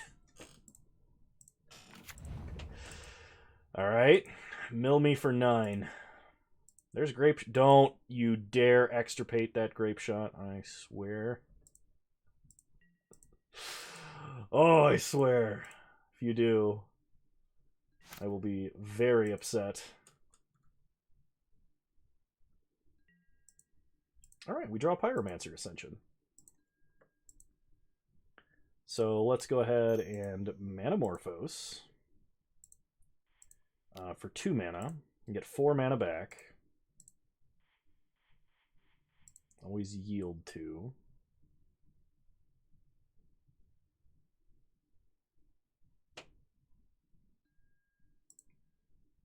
Alright, so we add red-green.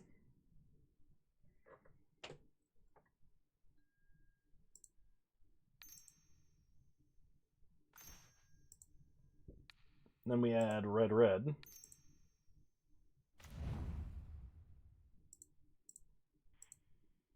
Then we play a mountain.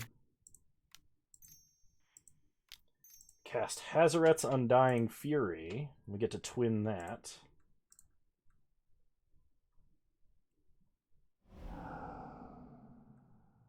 Yeah, that seems pretty good.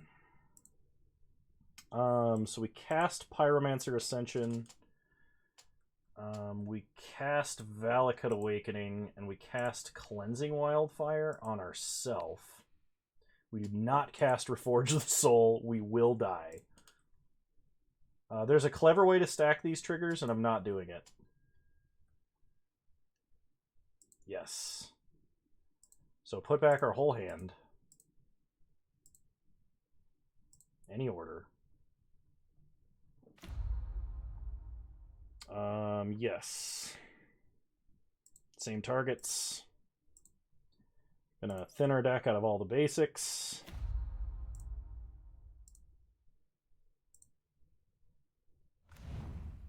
We get a lightning bolt. That's nice. Put back our whole hand, except for lightning bolt.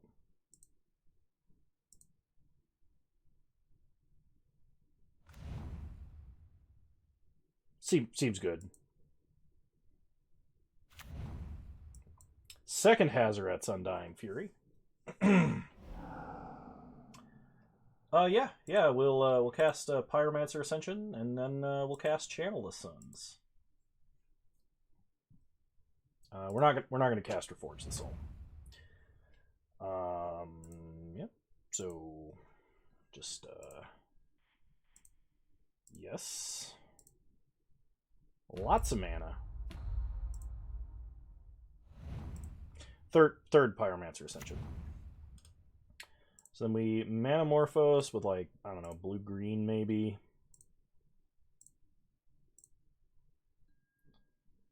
So yes. Add a red. Yes. Yes. Add green. Then we Desperate Ritual. And we definitely splice here, because we want the overkill. We'll use up the white mana. Lots of Pyromancer Ascension triggers. Yes. Oh yeah, that's mana. This is what we call mana. Alright, we have successfully spliced.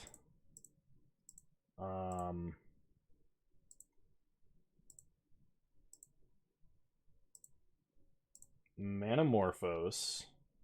Again. So if my opponent cracks Field of Ruin at any point,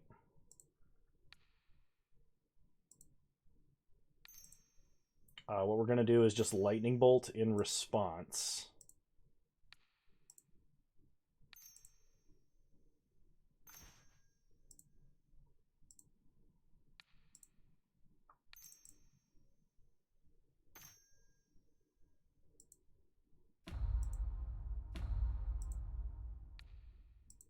To kill all the crabs so we don't get milled. Alright, play Channel the Suns. Just all the rituals in the world. At this point, I'm pretty sure I could just bolt Past in Flames bolt.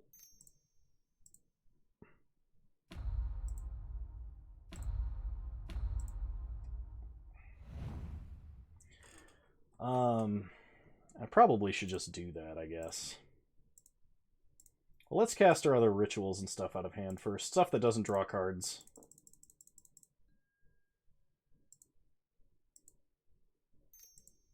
I think I actually have to save this hand. Or save this bolt in hand. Alright. Past in Flames will give everything Quadra flashback.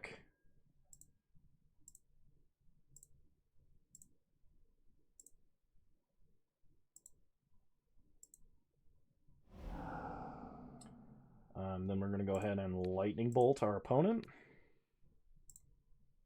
With a bunch of extra copies on the stack. Yes, same targets. Yes, same targets. Yes, same targets.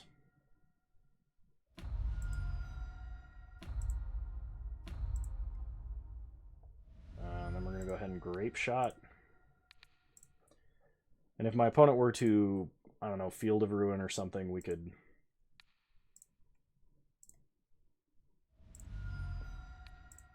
bolt our opponent in response. Yeah.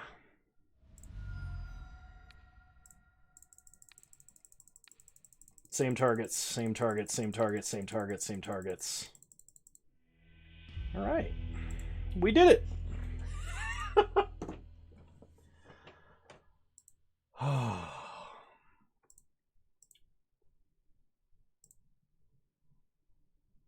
Do I bring in Blood Moon? I don't think I do. I don't think I bring in Blood Moon.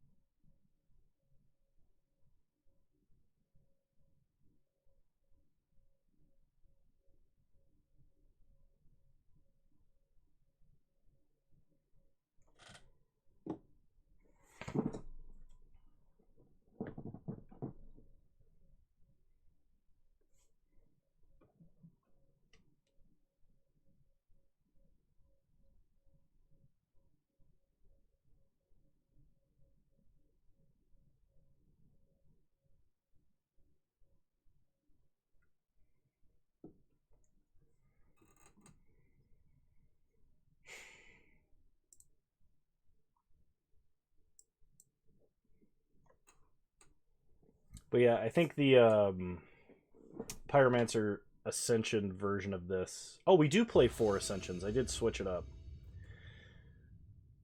The Pyromancer Ascension version of this is way better than the cost reduction version.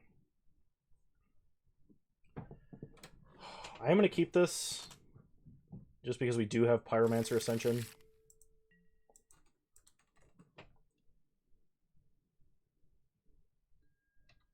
In our opener. Plus, if we get milled, in theory, we can at least Manamorphose or something. Us holding Grape Shot is good because it means they can't extirpate Grape Shot.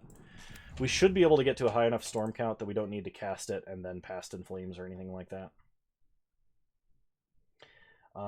Pyromancer Ascension Hazoret's Undying Fury really feels like Mind's Desire. Like, a lot.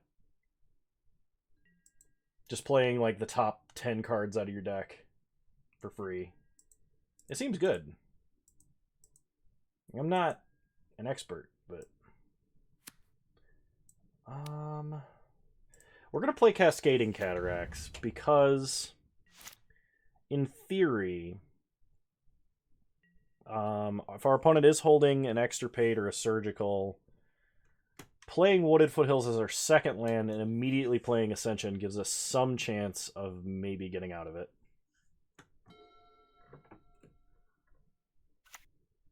Okay, opponent mills us for 3. Ascension miss, please. Don't hit Ascension. Don't you do it. Oh my god, they did it.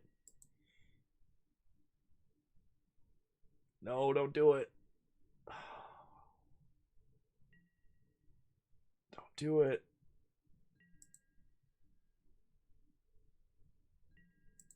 We draw Wooded Foothills. They're stopped on our draw step. Okay. Play Wooded Foothills. Fetch.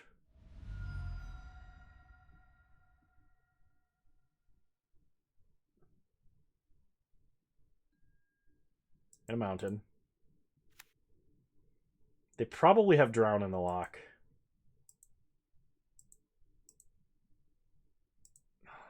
Maybe we should be playing Veil of Summer. I'm gonna go with Cleansing Wildfire because I suspect a. Just imagine the tease of, yeah, Extract Ascension. All right, pass.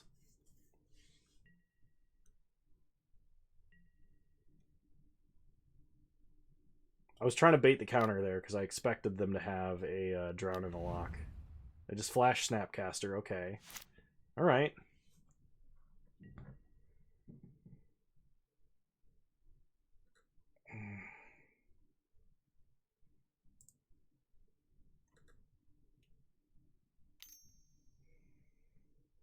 All right. Opponent is casting a spell.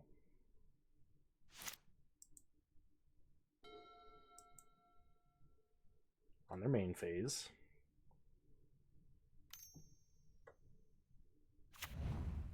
It's a crab. That's a lot of mill.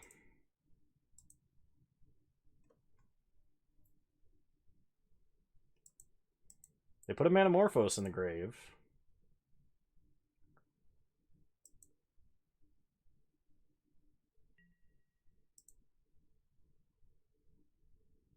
They're attacking us for 2. Okay. We go down to 17. They're still representing Drown in the lock.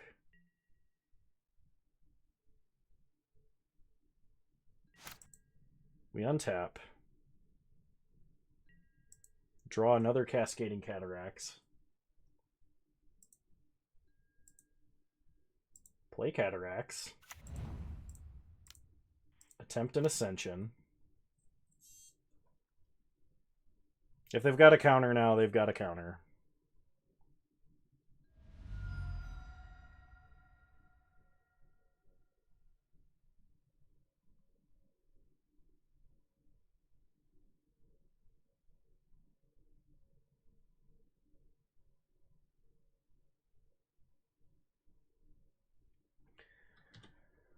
Well, it looks like they got a counter.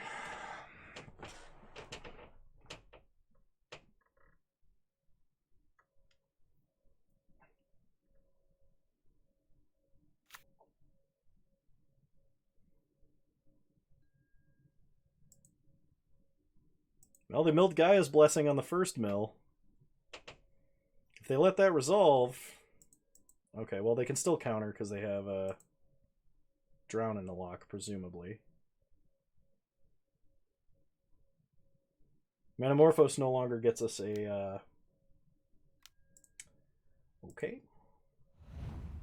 Yep. Pass the turn.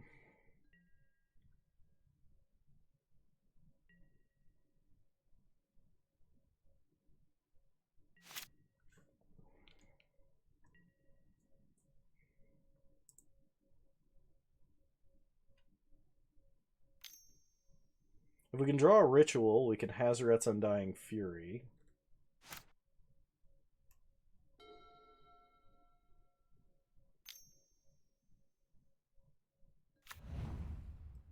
The third crab.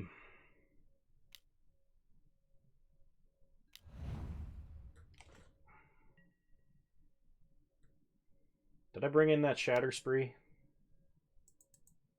Because I'm pretty sure we just died.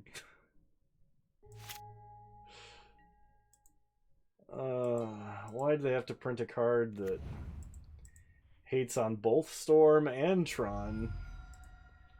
I still can't escape it even to this day.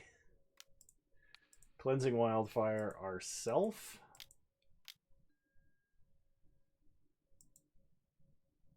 And a mountain.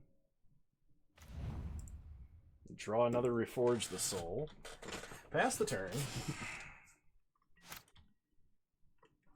Because now it says pay 1, 2, 3, 4, and... yeah, 1, 2, 3, and 4 mana to cast spells off of Hazoret's Undying Fury. Well, they milled Gaia's Blessing again. You gotta get past that Gaia's Blessing.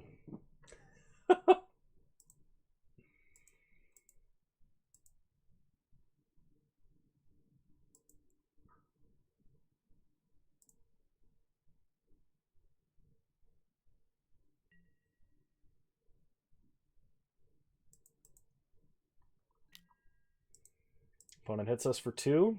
Alright. We untap. Draw Forest. Play a Forest. And I think I just Grape Shot this Snapcaster Mage. The old No Storm Grape Shot.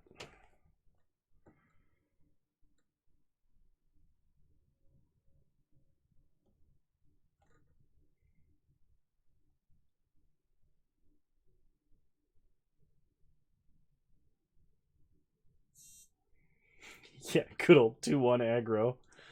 Dying to an Elite Vanguard / Ambush Viper. Kinda sucks.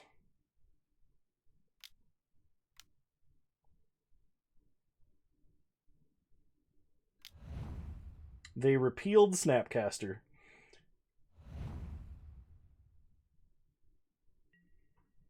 The old no value Grape Shot. Cast Grape Shot, deal 0 damage. And now they have Snapcaster for Drown in the Lock. Oh man.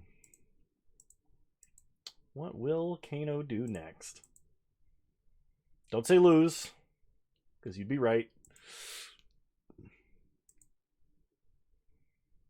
I'm pretty sure I brought in Shatter Spree, right? I didn't bring in Shatter Spree. I have no answer to an onboard Damping Sphere.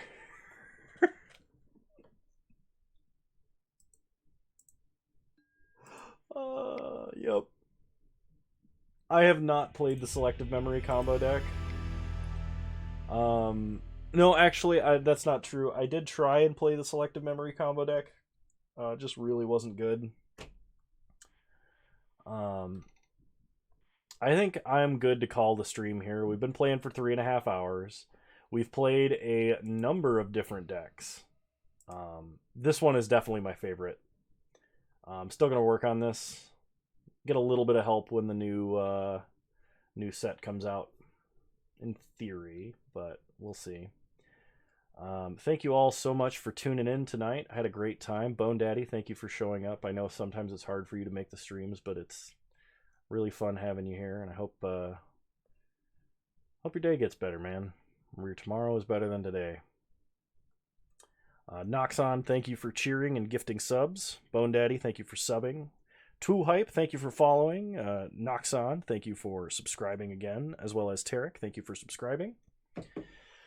You all are wonderful human beings, and I really appreciate your support and viewership. I still have to record a video tonight for tomorrow, so that's what I'm going to do next. But I have to take a break first. And yeah. Hope you all have a good night. I want you to know that you're all wonderful human beings, and I'll see you guys next time. Bye.